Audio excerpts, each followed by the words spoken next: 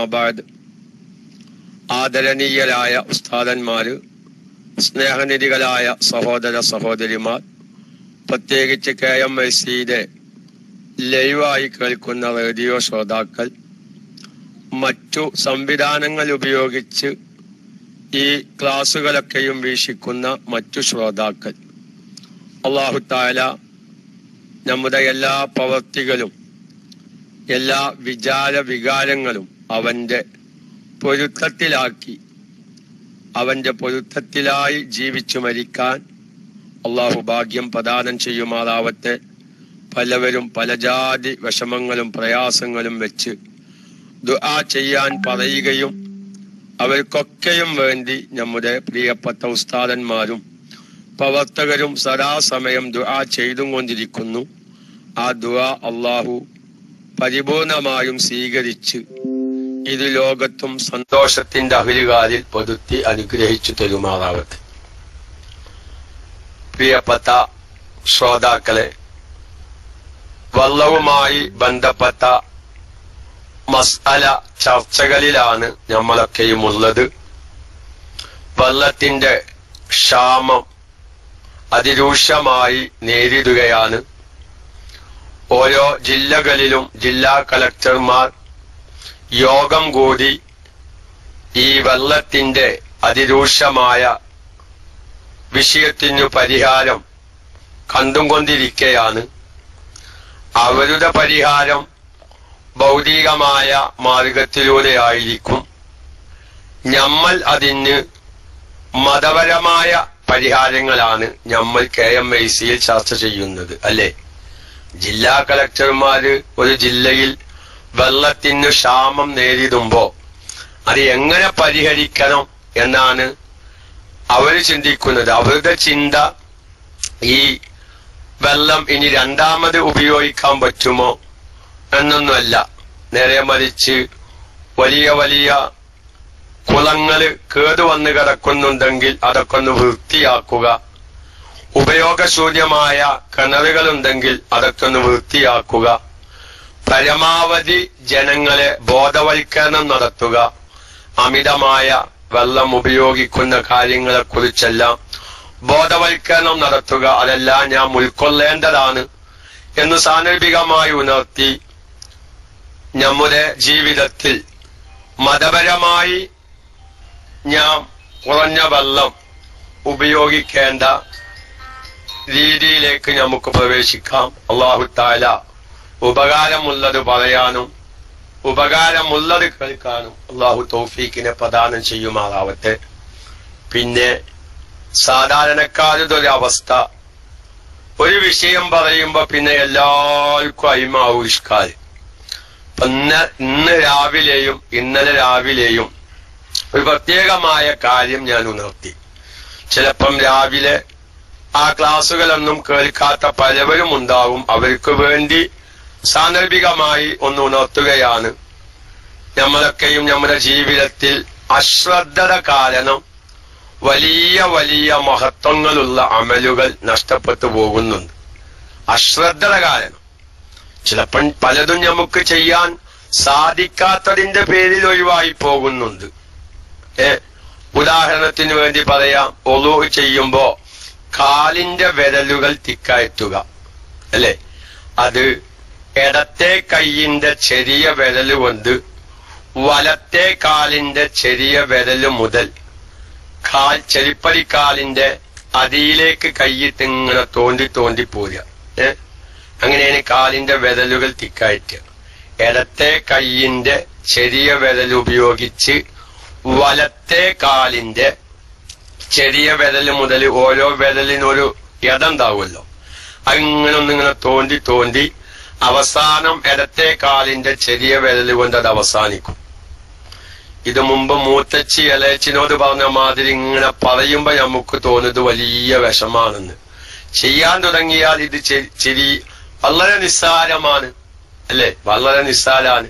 നമ്മളിതിങ്ങനെ വിശദീകരിച്ച് പറയുമ്പോ ചെയ്യാൻ വിഷമം തോന്നും. ഏതായാലും ഞാൻ പറയുന്നത് അത് പലപ്പോഴും പലവർക്കും കാരണം ഇനി നിന്ന് ഒളുണ്ടാക്കൽ ശീലായ കാരണം. പല വീടുകളാണെങ്കിൽ വീടുകളിൽ പ്രത്യേകിച്ച് ഗൾഫിലുള്ള റൂമിലൊക്കെയും ഇരുന്ന് ഒലുണ്ടാക്കാനുള്ള സൗകര്യം വളരെ അപൂർവമാണ്. കാരണം പലവരും ഒലുണ്ടാക്കുന്നത് വാഷിംഗ് ബേസിൽ നിന്നൊക്കെ ഒലുണ്ടാക്കുന്നത് ഇഷ്ടം പോലെ കണ്ടിട്ടുണ്ട്. പറ്റൂലെന്നല്ല പറയുന്നത്. അപ്പൊ അങ്ങനത്തെ സാഹചര്യങ്ങളിലൊക്കെയും ഈ വിരലുകൾ തിക്കയറ്റാൻ പ്രത്യേകിച്ച് നിന്ന് ഒലുണ്ടാക്കുമ്പോ പിന്നെ ഇനി നമ്മൾ ഇരിക്കാൻ വിചാരിച്ചാൽ തന്നെ നമ്മുടെ കാലിന്റെ മുത്ത് വളയുന്നില്ല, ഊര വളയുന്നില്ല. അത് കാരണം ഇരുന്ന് കുമ്പിട്ട് നിന്ന് ഈ കാര്യങ്ങൾ ചെയ്യാൻ സാധിക്കാത്തവരുണ്ട്. ഇനി എന്തായാലും ആകത്തുക ഒരു പ്രയാസം തോന്നുന്ന ഒരു അമലാണ്. നേരെ മറിച്ച് നമ്മുടെ രണ്ട് കൈയിന്റെ വിരലുകൾ തിക്കയറ്റുക ഒരു പ്രയാസമില്ല. രണ്ട് കൈയും കഴുകി കഴിഞ്ഞ് ഇടത്തെ കൈയിന്റെയും വലത്തെ കൈയിന്റെയും വിരലുകൾ തമ്മിലൊന്ന് കോർക്കുക. ഒരു 3 പ്രാവശ്യം പുതിയ വെള്ളം ഉപയോഗിച്ച് ഒരു 3 പ്രാവശ്യം അത് കോർക്കുക. അത് നിൽക്കുന്നവർക്കും ഇരിക്കുന്നവർക്കും ആർക്കും ചെയ്യാവുന്ന ഒരു മേഖലയാണ്. അപ്പൊ ഞാൻ വളരെ നിസ്സാരമായി കാണുന്ന നമുക്ക് ജീവിതത്തിൽ ചെയ്യാൻ പ്രയാസമില്ലാത്ത ഒരുപാട് അമലുകളുണ്ട്. അതിൽ ഞാനൊരു കാര്യം പറഞ്ഞു. തക്ബീറത്തുൽ ഇഹ്റാം ചൊല്ലിക്കഴിഞ്ഞാൽ നമ്മുടെ കൽബിലാണല്ലോ ഈമാൻ ഉള്ളത്. ആ കൽബ് ഏകദേശം നെഞ്ചിന്റെ ഇടതുഭാഗത്താണ് കൽബുള്ളത്.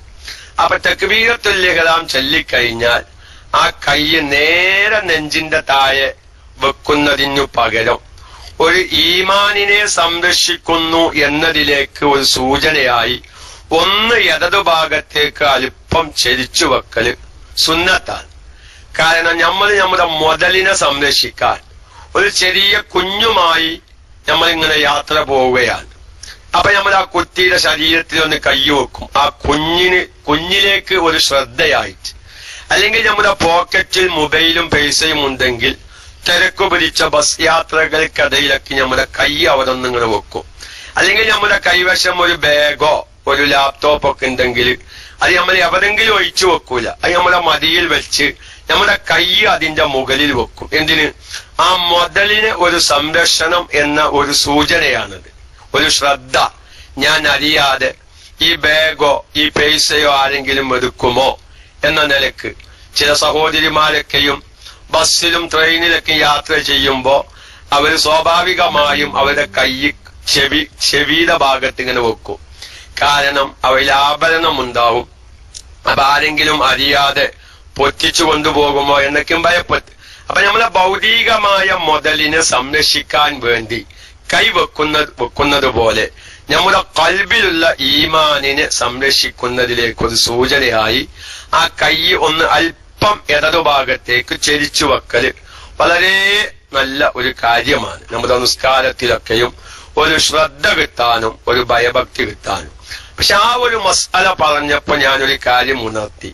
നല്ല തിരക്ക് പിടിച്ച ഫിറ്റായി നിൽക്കുന്ന സഫുകളിൽ പലവരും കൈ ഒരു സൗകര്യപ്രദമായി വെക്കുമ്പോ നിങ്ങൾക്കൊക്കെയും പുരുഷന്മാർക്കടക്ക ആ ഒരു രംഗം ഓർമ്മ ആ ഒരു രൂപം നിങ്ങളുടെ കൽബിൽ വരുന്നുണ്ടാകുമെന്ന് ഞാൻ വിശ്വസിക്കുന്നു. സ്ത്രീകൾക്ക് പലപ്പോഴും അതങ്ങനെ ഓർമ്മ വന്നോളണമെന്നില്ല. കാരണം അവരൊന്നൊരു തിരക്ക് പിടിച്ച ഫിറ്റായ സഫുകളുടെ ഇടയിൽ ഒരു നിന്ന് നിസ്കരിക്കുന്ന സാഹചര്യങ്ങൾ വളരെ കുറവാണല്ലോ. അപ്പൊ പലവരും ഈ നല്ല ഫിറ്റായി നിൽക്കുന്ന സഫുകളിൽ നിൽക്കുമ്പോ ഈ ഇടതുഭാഗത്ത് നിൽക്കുന്നവന്റെ ബാക്കിലേക്ക് കൈ ഇങ്ങോട്ട് വെക്കും. ബാക്കിലേക്ക്.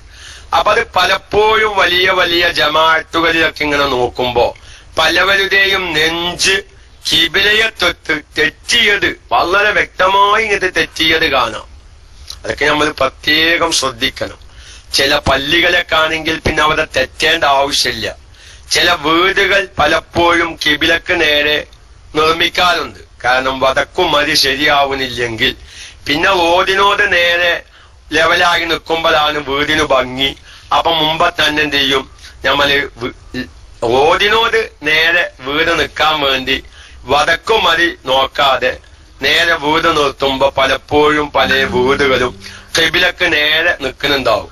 ആ വീട്ടിലൊന്നും പിന്നെ അല്പം പോലും വടക്കുഭാഗത്തേക്ക് തെറ്റേണ്ട ആവശ്യം വരില്ല.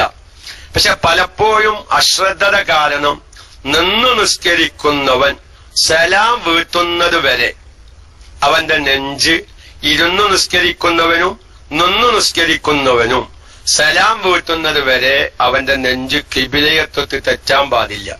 അവിടെ ഞാനൊരു കാര്യം പറയാണ്, അത് പലപ്പോഴും സഹോദരിമാർക്കാണ് അത് കാണുന്നത് എന്നാണ് എന്റെ ഒരു നിഗമനം. ഈ സലാം ഒന്നാമത്തെ സലാം വീട്ടുമ്പോ നല്ലങ്ങട്ട് തിരിഞ്ഞു കാണാൻ ചില സഹോദര സഹോദരിമാർ നല്ലോണങ്ങട്ട് തിരി അല്ലെ, നല്ലങ്ങട്ട് തിരി. ആ തിരിച്ചതിലൊക്കെ നെഞ്ച് കിബിലയത്വത്ത് തെറ്റുന്നുണ്ടോ നല്ല ശ്രദ്ധിക്കണം. മുഖം തെറ്റിയത് കൊണ്ട് കുഴപ്പമില്ല. ഒരാൾ നിസ്കാരത്തിൽ മുഖം കൊണ്ട് അങ്ങോട്ടും ഇങ്ങോട്ടും ഇങ്ങനെ തിരിഞ്ഞു, ഒരു കളിതമാശയായി മുഖം കൊണ്ട് തിരിക്കാൻ പാടില്ല. എന്തെങ്കിലും ആവശ്യത്തിന് നിസ്കരിക്കാൻ നിൽക്കുമ്പോ എന്തോ ഒരു അപശബ്ദം കേട്ടു, എന്താണെന്ന് അറിയാൻ വേണ്ടി ഒരാൾ അത് തിരിഞ്ഞു നോക്കി, എന്തെങ്കിലും ബാക്കിൽ നിന്ന് അപകടം വരികയാണോ, അല്ലെങ്കിൽ ഒരു പാമ്പ് ഇങ്ങനെ അരിച്ചു വരുന്നുണ്ട്, കുറച്ചോനെ പാമ്പ് പെഞ്ഞിന്റെ പായേക്ക് വരികയാണോ എന്നറിയാൻ വേണ്ടി ഒന്നിങ്ങനെ മുഖം തിരിച്ചു നോക്കി, അതെന്താവില്ല, നിസ്കാരം ബാത്തിലാവുന്നില്ല. മുഖം ആവശ്യത്തിന് വേണ്ടി മുഖം തിരിച്ചത് കൊണ്ട് നിസ്കാരം ബാത്തിലാവുകയില്ല. എന്റെ സഹോദരിമാര്, ഞാൻ മുമ്പ് പറഞ്ഞ മാതിരി ഒരു വിഷയത്തിലേക്ക് കടന്നാ പിന്നെ വൈദ്യരെ പൊന്ത വെത്താൻ ഏൽപ്പിച്ച മാതിരി പിന്നെ പലതും ഇങ്ങനെ പറയാണ്ടാവും. വൈദ്യർക്ക് കാണുന്നതൊക്കെ മരുന്നാണ്, അവസാനം പൊന്ത വെത്താതെ തിരിച്ചു പോന്ന കഥ പറഞ്ഞ മാതിരി ഞാനൊരു വിഷയത്തേക്ക് കടന്നാ പിന്നെ സാധാരണക്കാർക്ക് പറ്റുന്ന ഒരുപാട് അബദ്ധങ്ങൾ. എത്രയോ സഹോദരിമാര് സലാം വീട്ടലോടുകൂടെ നിസ്കാരം ബാത്തിലാകുന്നുണ്ട് ഇത്ര ആൾക്കാരെ. കാരണം മിക്ക സഹോദരിമാരും സലാം വീട്ടുമ്പോ മുഖം ഒന്ന് കീപ്പത്താക്കും, ഒന്ന് മേപ്പത്താക്കും, അപ്പത്തന്നെ അങ്ങോട്ട് തിരിക്കും ചെയ്യും. മൂന്നണക്കായി നോക്കൊണ്ട് പല സഹോദരിമാരും അതങ്ങനെ പുരുഷന്മാരിൽ നിന്ന് വല്ലാതെ അത് കണ്ടിട്ടില്ല. മുസ്ലിയാരെ, നിങ്ങൾ പെണ്ണുങ്ങൾ നിസ്കരിക്കുന്നിടത്ത് ജനൽ വഴിക്ക് നോക്കുകയാണോ എന്നൊന്നും എന്നോട് ചോദിക്കരുത്, ഞാൻ അങ്ങനെ നോക്കാറില്ല. പക്ഷെ എനിക്ക് നോക്കാൻ പറ്റാവുന്ന പല സഹോദരിമാരി നോക്കുമ്പോ ആ സ്വഭാവം കാണാണ്ട്, ആ ഒരു സ്വഭാവം കാണാണ്ട്. ഒന്ന് സലാം വീട്ടുമ്പോ ഒന്നിങ്ങോട്ട് മുഖം കീപ്പത്താക്കും, അപ്പൊ തന്നെ ഒരു മുകളിലേക്കും ആക്കും, അപ്പൊ തന്നെ അത് തിരിക്കും ചെയ്യും പല ഭാഗത്തേക്ക്. ഇപ്പൊ മൂന്നണക്കായി നിസ്കാരം അവിടെ ബാത്തിലാകുക.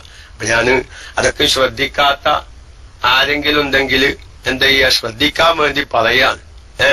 അല്ലാഹു തആല അശ്രദ്ധമായി പോകുന്ന എല്ലാ കാര്യങ്ങളും ശ്രദ്ധിച്ച് ഇബാദത്ത് ചെയ്യാനുള്ള തൗഫീഖ് അള്ളാഹു നൽകട്ടെ. അപ്പൊ ഈ സലാം വീട്ടുന്നോട്ടും ചില സഹോദരിമാർക്ക് നല്ലോണം തിരിച്ചല്, നല്ലങ്ങട്ട് തിരിയാവത്. പലപ്പോഴും കിബിലയത്തൊട്ട് നെഞ്ച് തെറ്റുന്ന രൂപത്തിലുള്ള തിരിച്ചൽ വന്നാൽ നമ്മുടെ സംസ്കാരം അവിടെ ബാത്തിലാവും. അത് ആ കാര്യം പ്രത്യേകം ശ്രദ്ധിക്കണം. അപ്പൊ ഞാൻ ഈ ഒരു വിഷയം പറഞ്ഞപ്പോ പിന്നെ ഇപ്പൊ എല്ലാവർക്കും തോന്നിയ ഞാൻ അങ്ങനെ തിരിയുന്നുണ്ടോ, എന്റെ നെഞ്ച് അങ്ങനെ തെറ്റുന്നുണ്ടോ. അതപ്പൊ ഞാൻ പറഞ്ഞു കൊണ്ടുവരുന്നത്. ഒരു വിഷയം പറയുമ്പോ പിന്നെ എല്ലാവരും അതിന്റെ പിന്നാലെ കൂടുന്നത് കാണാം. അങ്ങനെ നമ്മൾ ഓരോ വിഷയങ്ങളും പറയാൻ നിന്നാൽ എവിടെയും നമ്മുടെ വിഷയങ്ങൾ എത്തില്ല എന്ന് എനിക്കറിയാം. എന്നിരുന്നാലും ഇടയ്ക്കുള്ള ഇങ്ങനെയുള്ള ചെറിയ ചെറിയ ഉണർത്തലുകൾ പല സാധാരണക്കാർക്കും ഉപകരിക്കും എന്ന നിലയ്ക്ക് ഞാൻ ഉണർത്തുകയാണ്.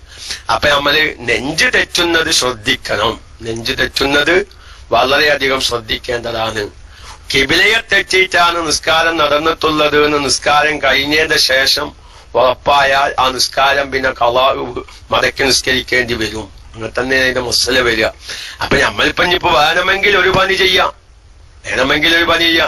ഈ കൈ ഇങ്ങനെ വെക്കുമ്പോ അവനിക്ക് ശരിയായ രൂപത്തിൽ കൈ വെക്കാൻ സൗകര്യം കിട്ടുന്നില്ല. കൈയൊന്ന് ആയാസത്തിൽ വെക്കാൻ വേണ്ടി ഒന്നെങ്കിൽ തെറ്റിച്ചാൽ കിബില തെറ്റും ചെയ്യും. തൽക്കാലം കൈ കത്തണ്ടെന്ന് വെച്ചാല് അല്ലാതെ എന്ത് ചെയ്യാം? മനസ്സിലായോ? തൽക്കാലം ഇപ്പൊ എനിക്ക് കൈ ഇങ്ങനെ തക്ബീറത്തുൽ ഇഹ്റാമിനു ശേഷം കൈ ഇങ്ങനെ കെട്ടി അത്രയും ഫിറ്റാ. ചിലപ്പോ ഫിറ്റ് ഉണ്ടാവും. കാരണം ഞാനത് അനുഭവിച്ചതാ. ഒരിക്കൽ റമളാൻ കഴിഞ്ഞ് ഒന്നാം പെരുന്നാക്ക്, ചെറിയ പെരുന്നാൾ ഒന്നാം പെരുന്നാക്ക് ഞാൻ ഒരിക്കൽ നിസ്കാരത്തിന് വേണ്ടി മസ്ജിദുൽ ഹറാമിൽ പങ്കെടുത്തവനാണ്. അന്ന് വെദിക്ക് ഞാനത് അനുഭവിച്ചത് അത്രയും. കാരണം ജനങ്ങൾ ഇങ്ങോട്ട് ഫിറ്റായി നിൽക്കുകയാണ്.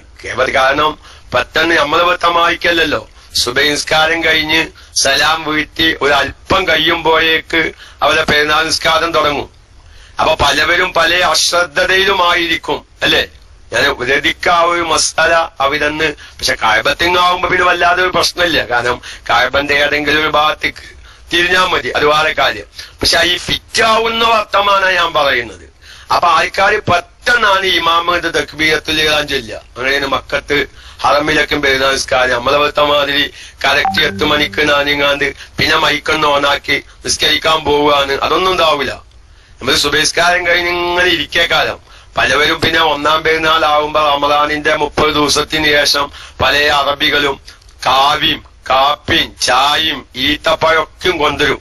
എന്നിട്ട് അത് തിന്നുന്നതിന്റെ ഇടയിലാണ് അസ്സലാത്ത ജാമിയ അല്ലാഹു അക്ബർ എന്ന് പറയും. അപ്പൊ ഈ സാധാരണക്കാർ കൃത്യ കേപ്പ് ഉപയോഗിക്കും. ഇനി അവിടെ ഒരാൾക്ക് കേറി നിൽക്കാൻ സ്ഥലമില്ല, അതിന്റെ ഇടയ്ക്കൊക്കെ തിരികെ നിൽക്കും, കാരണം അവർക്ക് നിസ്കരിക്കാൻ സ്ഥലം കിട്ടാം. അപ്പൊ പലപ്പോഴും ഈ നെഞ്ച് കിബിലയത്വത്തിൽ തെറ്റുന്ന ഈ സാഹചര്യം അത് ശ്രദ്ധിച്ചേ പറ്റൂ. അപ്പോ നമുക്കങ്ങനെ കൈ കെട്ടിയിട്ട് അവിടെ നിൽക്കാൻ വയ്യാന്ന് വെക്കുക. പക്ഷെ ഞാൻ കൈ കെട്ടിയാൽ ഇനി കൈയൊരു സുഖായി വെക്കണമെങ്കിൽ ഒന്ന് അങ്ങോട്ടും ഇങ്ങോട്ടും തെറ്റിച്ചാൽ ഇതിന്റെ നെഞ്ചിന്റെ ഭാഗമല്ല, നെഞ്ച് കിബിലയത്വത്തിൽ തെറ്റുമെന്ന് കണ്ടാൽ തൽക്കാലം കൈ കെട്ടൽ ഒഴിവാക്കലായിരിക്കാതെ നന്നാകുക. ഈ നിസ്കാരം ബാത്തിലാവുന്ന രൂപം ചെയ്തിട്ട് ഈ സുന്നത്തെടുത്തിട്ട് കാര്യമില്ലല്ലോ എന്നും സാന്ദർഭികമായി ഉണർത്തുകയാണ് ഞാൻ പറയുന്നത്. അശ്രദ്ധമായി പോകുന്ന പല കാര്യങ്ങളെ കൊണ്ടാണ് പലപ്പോഴും നമ്മുടെ നിസ്കാരം ബാത്തിലാകുന്നത്. മനഃപൂർവം ചെയ്യുന്നത് കൊണ്ടല്ല, മനഃപൂർവം ചെയ്യുന്നത് കൊണ്ട് പലപ്പോഴും പല സാധാരണക്കാരുടെ നിസ്കാരം ബാത്തിലാവുന്നില്ല, അശ്രദ്ധയുടെ കാരണം. ഒരു ഉദാഹരണം കൂടി വേണമെങ്കിൽ പറയാം. ഇപ്പൊ നമ്മൾ സുജൂദില് 2 ചെരിപ്പരിക്കാലിന്റെ വിരലുകളുടെ പള്ളയിൽ നിന്ന് ഒരു വിരലിന്റെ പള്ളയെങ്കിലും നിലത്ത് വെക്കണം. ഷാഫി മദ്ഹബിലെ പ്രബലമായ അഭിപ്രായ പ്രകാരം നിസ്കാരം സഹിയാവാൻ എത്രയോ ആളുകളുടെ അശ്രദ്ധത കാരണമാണ് അത് നഷ്ടപ്പെട്ടു പോകുന്നത്. അത് കൽപ്പിച്ചില്ല, അശ്രദ്ധ സുജൂദിക്കണ്ട് പോയി, ഓരോ കാലം മറ്റേ കാലുമ കയറ്റി വെച്ചിട്ട് സുജൂദ് ചെയ്തെങ്കിൽ പൊന്തുകയാണ്. അപ്പൊ അങ്ങനെ അശ്രദ്ധമായി പോകുന്ന കാര്യങ്ങളൊക്കെയും ശ്രദ്ധിച്ച് ചെയ്യാനുള്ള തൗഫീക്ക് അള്ളാഹു നമുക്ക് നൽകുമാറാവട്ടെ. അതുകൊണ്ട് പ്രിയപ്പെട്ട മുസ്തഫ അലൂര് പറയാനുള്ളത് ആ കാര്യം പ്രത്യേകം ശ്രദ്ധിക്കേണ്ടതാണ്. നിസ്കാരത്തിന്റെ ഷർത്തുകളിൽപ്പെട്ട ഒരു ഷർത്താണല്ലോ കിബിലക്ക് നേരെ ആവുക എന്നുള്ളത്. അത് നിന്ന് നിസ്കരിക്കുന്നവൻ ഇന്ന രൂപത്തില്, ഇരുന്ന് നിസ്കരിക്കുന്നവര് കിടന്ന് നിസ്കരിക്കുമ്പോ പ്രത്യേകം ശ്രദ്ധിക്കേണ്ട ഒരു മസലയാണ്. നമ്മളൊക്കെ മുമ്പ് പലപ്പോഴും പറഞ്ഞിട്ടുണ്ട്. ചില ആൾക്കാർ മലർന്ന് കിടന്ന് നിസ്കരിക്കുന്നവർ സലാം വീഴ്ത്തുമ്പോ വലഭാഗത്തേക്കും ഇടതുഭാഗത്തേക്കും തിരിക്കും. അപ്പൊ അവിടെ തിരിക്കാൻ പാടില്ല എന്നാണ്. ആ കിടന്ന മുഖം ആ വെച്ച രൂപത്തിൽ തന്നെ വെച്ച് സലാം വീഴ്ത്തണം. സലാം വീഴ്ത്താൻ വേണ്ടി ഒരാൾ മുഖം തിരിക്കുമ്പോ അവരുടെ മുഖം കിബിലയത്വത്തിൽ തെറ്റുകയാണ്, അതവിടെ പാടില്ല. അപ്പൊ അത്തരം കാര്യങ്ങളൊക്കെയും നമ്മൾ ശ്രദ്ധിക്കണം. നമ്മുടെ ക്ലാസ് റൂമിലൊക്കെയും എത്രയോ ആളുകൾ സുഖമില്ലാതെ കിടക്കുന്നവരുണ്ട്, രോഗികളായി മലർന്ന് കിടക്കുന്നവരുണ്ട്. അപ്പൊ അവർക്കും സാധാരണക്കാരാണ്. ചിലപ്പം എത്ര നിസ്കാരത്തിന്റെ മസാലകളൊന്നും അറിയാത്തവര്. കൂട്ടത്തിൽ നമ്മുടെ ഉവൈസ് അലംബറ എന്ന് പറയുന്ന ഐഡിയയിലുള്ള ഫാമിലിയുടെ പിതാവ് വളരെയധികം വിഷമത്തിലാണ്, നാട്ടിലേക്ക് പോരുകയാണൊക്കെ എന്ന് അറിഞ്ഞു. അള്ളാഹു തആല പൂർണ്ണമായും ശിഫ നൽകി. അള്ളാഹുവെ ഖൈറ് എന്താണെങ്കിൽ ഖൈറ് കൊണ്ട് നീ വിധിക്കണേ. വെള്ളമൊന്നും ഇറങ്ങാൻ പറ്റാത്ത ഒരവസ്ഥയിലാണുള്ളത്. ആദ്യം വെള്ളം വായയിലൂടെ വെള്ളം കൊടുക്കുമ്പോൾ അത് മൂക്കിലൂടെ വന്ന് തരിപ്പിൽ പോവുക പോലത്തെ പല രോഗങ്ങളും പറഞ്ഞിരുന്നു. ഇപ്പോൾ കുറച്ചുകൂടി ഒരു പ്രശ്നത്തിലേക്ക് രോഗം നീങ്ങിയിട്ടുണ്ട്. ഉപ്പയെ കാണാൻ വേണ്ടി നാട്ടിലേക്ക് പോരുകയാണൊക്കെ അറിയിച്ചു. അള്ളാഹു തആല പൂർണ്ണമായും ശിഫ നൽകി ആഫിയത്തുള്ള ആയുസ് അള്ളാഹു നൽകുമാറാവട്ടെ. അപ്പൊ ഞാൻ പറയുന്നത്, രോഗികളായി കിടക്കുന്ന പലവരും നമ്മുടെ ക്ലാസ് റൂമിൽ കുടുംബമിത്രാദികളുടെ കൂട്ടത്തിലുണ്ട്. അപ്പൊ അവരൊക്കെ നമ്മൾ ചെന്ന് സന്ദർശിക്കാൻ ചെല്ലുമ്പോ അവർക്കൊന്നും നിസ്കരിക്കേണ്ട രൂപം അറിയില്ലെങ്കിൽ നമ്മൾ ഇത്തരം ക്ലാസുകളൊക്കെ കേട്ട് അത് പറഞ്ഞു മനസ്സിലാക്കി കൊടുക്കണം എന്ന് സാന്ദർഭികമായി ഉണർത്തുകയാണ്. ഏതായിരുന്നാലും നമുക്ക് വെള്ളത്തിന്റെ ചർച്ചയിലേക്ക് തന്നെ മടങ്ങാം. കാരണം ഇന്ന് പല സ്ഥലങ്ങളിലും, പ്രത്യേകിച്ച് നമ്മുടെ കേരളത്തിൽ, ഗൾഫുകാർക്കൊന്നും ആവശ്യമില്ലെങ്കിലും നമ്മുടെ കേരളത്തിൽ ആവശ്യമായി വരുന്ന ഒരുപാട് മസാലകളിലേക്ക് ഞാൻ നിങ്ങളുടെ ശ്രദ്ധ ക്ഷണിക്കുകയാണ്. കൂട്ടത്തിൽ ഒരുപാട് കാര്യങ്ങൾ പറയാനുണ്ട്. ചിലതൊക്കെ പ്രധാനപ്പെട്ടത് നമുക്കിന്ന് പറയാം. അള്ളാഹു പറയാനും കേൾക്കാനും തൗഫീഖിനെ പ്രദാനം ചെയ്യുമാറാവട്ടെ എന്ന് പറഞ്ഞ് വെള്ളം മുസ്തഅമലാവുക നമ്മളെല്ലാവരും രതിക്ക് മനസ്സിലാക്കേണ്ട മസാലകളാണ്. ഈ വെള്ളം എന്ന് പറയുമ്പോ അവരുടെ സാന്ദർഭികമായി മസാലകളൊന്നുമല്ല, നമ്മുടെ വീടിന്റെ ഒരു സുരക്ഷിതത്വം ഞാൻ പറയുകയാണ്. എല്ലാവരും ശ്രദ്ധിക്കണം. എല്ലാവരും ശ്രദ്ധിക്കണം. വീടിൽ ഒരു സുരക്ഷിതത്വമുണ്ട്. അതെന്താണെന്നറിയോ?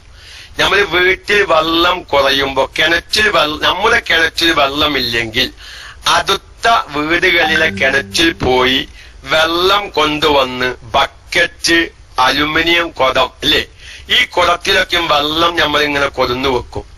മിക്ക വീടുകളിലും ഈ വെള്ളം കൊതുന്നു വെക്കാറുള്ളത് ഈ വർക്കേരിയകളിലാണ്. വർക്കേരിയ എല്ലാവർക്കും തിരിയല്ലോ. പഴയ കാലത്ത് നൂനക്കൊലായി, പിത്തനക്കൊലായി എന്നൊക്കെയും പഴയ വയസ്സന്മാരും പറയാറുണ്ട്. ഈ വർക്കേരിയ എന്ന് പറഞ്ഞിട്ട് ഒരു ഇതുണ്ട്.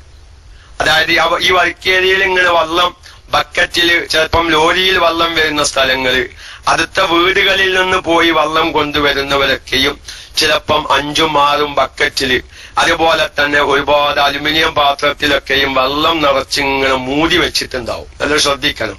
അതൊരു മസാലയല്ല, ഒരു സുരക്ഷിതത്വം.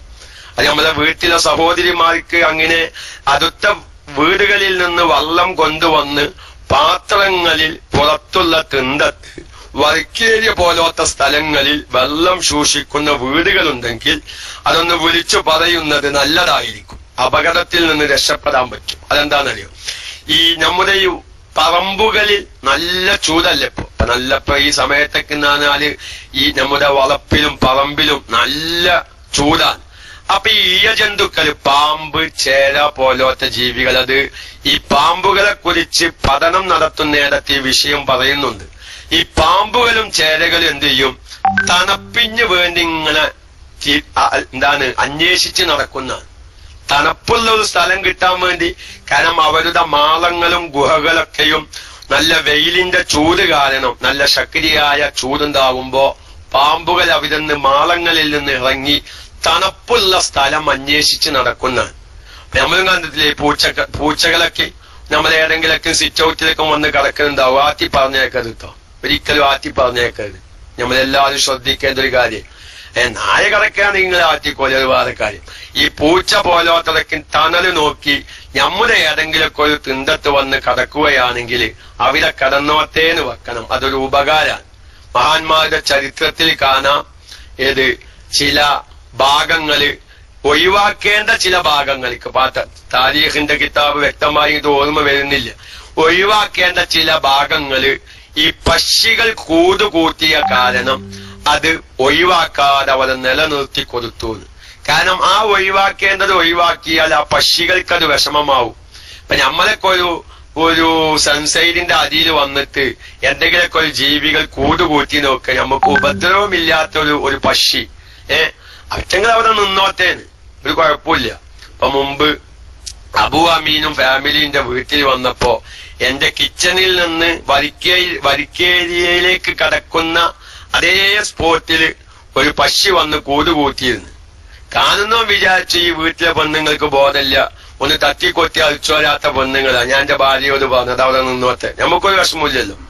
ആ പക്ഷിക്ക് കൂടുകൂട്ടാൻ അള്ളാഹു തോന്നിപ്പിച്ചത് നമ്മുടെ വീട്ടിലാണെങ്കിൽ നമ്മൾ എന്തിനാണ് അതിനെ വെറുതെ ഒഴിവാക്കുന്നത്? ഓറ്റങ്ങൾക്ക് ഇഷ്ടം ഉണ്ടാവുമ്പോ അത് വയ്ക്കോലും. ചിലപ്പം പുറത്തുനിന്നൊരാള് വരുമ്പോ എന്താ ഈ വീട്ടിലെ പെൺകുട്ടി ഒന്ന് മേപ്പത്തൊന്ന് നോക്കിയിട്ട് അഴിച്ചോലില്ല, അങ്ങനെയല്ലേ അല്ലെ? പ്രായമായ ആൾക്കാർ ചോദിക്കല്ലോ, യഥാർത്ഥമായ ഒരു പെൺകുട്ടിയുടെ നല്ല ഒരു വീട് ഭരിക്കാൻ പറ്റാവുന്ന ഒരു പെൺകുട്ടിയാണ് എന്നതിന്റെ ഒരു പ്രധാനപ്പെട്ട അടയാളം എന്താണെന്നറിയോ? മുറ്റം മരിച്ചു വരുമ്പോ ചൂലിന്റെ പിന്നാലെ ഒരു കൈ കൊണ്ട് മുറ്റത്തുള്ള പുല്ലും ഇങ്ങനെ പറിച്ചൊഴിവാക്കുക. ചില പെൺകുട്ടികളും മുറ്റഴിച്ചു വരുമ്പോ ഒന്നായിട്ട് പുല്ലൊന്നും പറിക്കൂല. നല്ല പെൺകുട്ടികളുടെ ഒരു വീട് നിയന്ത്രിക്കാൻ പറ്റാവുന്ന ഒരു പെൺകുട്ടിയുടെ ഒരു ലക്ഷണത്തിൽ പെട്ടതാണ്. മുറ്റം മരിച്ചു വരുമ്പോ ചെറിയ ചെറിയ പുല്ലുകൾ ഉണ്ടാവും. ആ പുല്ല് അതിന്റെ ഒപ്പം ഇങ്ങനെ പറിക്കുക. എന്റെ ഉമ്മയ്ക്ക് എന്റെ പങ്ങന്മാരോട് പറയുന്നത് ഞാൻ പലപ്പോഴും കേട്ടിട്ടുണ്ട്. അതൊരു അപ്പൊ നമ്മൾ അഴിച്ചു വരുമ്പോ മുകളിലേക്കൊക്കെ ഒന്ന് നോക്കുക, മാറാലെന്തോന്നൊക്കെ നോക്കുക, അതും അതിന്റെ ഒപ്പം അഴിച്ചു വരിക. അതൊക്കെ ഒരു നല്ല ശ്രദ്ധയോടുകൂടെ വീട് പരിപാലിക്കുന്നതിന്റെ ഒരു അടയാളമാണ്. അപ്പൊ ഞാൻ പറയുന്നത് ഈ പൂച്ച പോലത്തതൊക്കെയും തണുപ്പിന് വേണ്ടി നമ്മുടെ പുറത്തുള്ള ഈ തേപ്പിന്റെ താഴേക്കും വന്ന് കിടക്കും. അവര് ഉഷ്ണം താങ്ങാതിരിക്കുമ്പോ നമ്മളതിനെ ആറ്റി പറഞ്ഞേക്കും, ചെയ്യണ്ട. അല്ലാഹു തആല അവറ്റങ്ങൾക്കൊരു തണുപ്പ് കിട്ടാൻ വേണ്ടി ഒരു സ്ഥലം അവരുടെ കൽബിൽ അള്ള തോന്നിച്ചതാ. അത് നമ്മളായിട്ട് എന്ത് വേണ്ട, കല്ലെത്താക്കണ്ട. അതൊക്കെ ഒരു നല്ല ഒരു പ്രവർത്തനാണെന്നാണ് എനിക്ക് പറയാനുള്ളത്. അപ്പൊ ഞാൻ ഏതായാലും വിഷയത്തിലേക്ക് വരാം. ഈ പാമ്പുകൾ എന്ത് ചെയ്യും? തണുപ്പ് അന്വേഷിച്ച് നടക്കുന്ന. അപ്പൊ നമ്മുടെ ഈ പാത്രം, വെള്ളം പിടിച്ചു വെച്ച പാത്രം കാണുമ്പോ അത് ചുവത്തിൽ വന്ന് ചുരുണ്ടു മടങ്ങി കറക്കുന്നു. എല്ലാം ശ്രദ്ധിക്കണം സഹോദരിമാർക്ക്. ഇത്തരം ഇങ്ങനെ അടുത്തുള്ള വീടുകളിൽ നിന്ന് വെള്ളം കൊണ്ടുവന്ന് പാത്രങ്ങളിൽ ശേഖരിച്ചു വെക്കുന്ന വീട്ടുകാർ നമ്മുടെ ക്ലാസ് റൂമിന്റെ ശ്രോതാക്കളുടെ കൂട്ടത്തിലുണ്ട്. ഏതെങ്കിലും ഒരു പ്രവാസിയാണ് എന്റെ വീട്ടിലൊക്കെ എന്റെ ഭാര്യ അടുത്തുള്ള എത്രയോ അംഗങ്ങളെ പോയുള്ള കിണറ്റിൽ നിന്ന് വെള്ളം കൊണ്ടുവന്ന് വരിക്കേരിയിൽ ഇങ്ങനെ മൂടി വെക്കലാണ് വെള്ളം എന്നൊക്കെ അറിയുന്നവരൊന്ന് വിളിച്ചു പറഞ്ഞു കൊടുക്കുക. അത് പാമ്പുകളെ കുറിച്ച് പഠനം നടത്തുന്നിടത്ത് ഈ വിഷയം പറയുന്നുണ്ട്. അതായത് ഈ തണുപ്പന്വേഷിച്ച് പാമ്പുകളും ചേരകളൊക്കെ ഇങ്ങനെ അലഞ്ഞ് തിരിഞ്ഞു നടക്കും. അപ്പോഴായിരിക്കും അവരെ ഏതെങ്കിലും ഒരു വെള്ളപാത്രം കാണുക. അപ്പൊ പ്രത്യേകിച്ച് അലുമിനിയത്തിന്റെ കുടം നമ്മൾ പുറത്തിങ്ങനെ തൊട്ടാൽ ഒരു ചെറിയ തണുപ്പുണ്ടാവുമല്ലോ. എത്ര ഉഷ്ണകാലമാണെങ്കിലും അലുമിനിയത്തിന്റെ പാത്രത്തിൽ വെള്ളം വെച്ചാൽ ആ പാത്രത്തിന്റെ പുറം ഭാഗത്ത് തട്ടിയാൽ എന്തുണ്ടാവും? ഒരു തണുപ്പുണ്ടാവും. അപ്പൊ ആ തണുപ്പ് പ്രതീക്ഷിച്ച് പാമ്പുകൾ ഇതിന്റെ അരികിൽ ചുരുണ്ടു മടങ്ങി കടക്കുന്നതാണ്. ഇത് തൊയ്ഫിൻ നിഹായും മുഗ്നി നിഹായും ഒന്ന് നോക്കിയ റസാഖ് മിസ്ബായി കാണൂലട്ടോ. റസാഖ് മിസ്ബാഹിനൊരു കാര്യം മൂപ്പര് ഐര്യക്കാര്. അപ്പൊ അതൊന്നും ഇപ്പൊ തൊയ്ഫിൻ നിഹായും മുഗ്നി ഒന്ന് നോക്കിയാൽ കാണൂല. പാമ്പുകളെ കുറിച്ച് പഠനം നടത്തുന്നിടത്ത് ഈ വിഷയം കാണാം. അപ്പൊ നമ്മുടെ സഹോദരി വെള്ളം കൊണ്ടു വെച്ചിട്ടുണ്ടാവും. പെട്ടെന്ന് വെള്ളം എടുക്കാൻ വേണ്ടി കൊടം വെള്ളം പൊന്തിക്കുമ്പോഴായിരിക്കും പാമ്പ് എന്താവുക? പൊന്തുക. അപ്പൊ പിന്നെ കൊടം വെള്ളം കാലുമൊക്കെ വെക്കുക. കാരണം പാമ്പിനെ കണ്ടാ പിന്നെ വെള്ളം പോകുന്നതൊന്നും അത് വിഷയമല്ലല്ലോ. ഈ വള്ളപാത്രത്തിങ്ങാണ്ട് പായും. ചിലപ്പം നമ്മളെ വീണ് കയ്യും കാലും മുറിയും. അതല്ലെങ്കിൽ ആ വെള്ളപാത്രം ഈ സ്ത്രീയുടെ കാലുമൊക്കെ വീഴും. ഒരുപാട് അപകടം ഉണ്ടാവും. ചിലപ്പം പാമ്പിന്റെ എന്തെങ്കിലും കൊത്തലും മേൽക്കളൊക്കെ നടക്കും. ഞാൻ അവധി ഒരു കാര്യം പറയാണ്. ഇങ്ങനെ ഒരു പാത്രം ഇരിക്കുന്നതൊരു പാമ്പിന്റെ ശ്രദ്ധയിൽപ്പെട്ടാൽ പാമ്പ് സ്ഥിരം പിന്നെ അവിടെ വരുന്നതാണ്. ഇതൊക്കെ ഭരിക്കണമെങ്കിൽ നിങ്ങൾ എന്തുവാന്ന് വെച്ചിട്ടാ കണ്ണൂർ സ്നേഹിക്ക് പാർക്കിലൊന്ന് ദിവസം പോയാൽ മതി. കണ്ണൂർ എന്താണ് ആ സ്ഥലത്തിന്റെ പേര്? കണ്ണൂരല്ല, കുറെ പാമ്പുകളെ മുമ്പ് ചുത്തികരിച്ചു വന്ന ഒരു സ്ഥലല്ലേ, എന്നാൽ പാശിനിക്കടവോ അല്ലേ?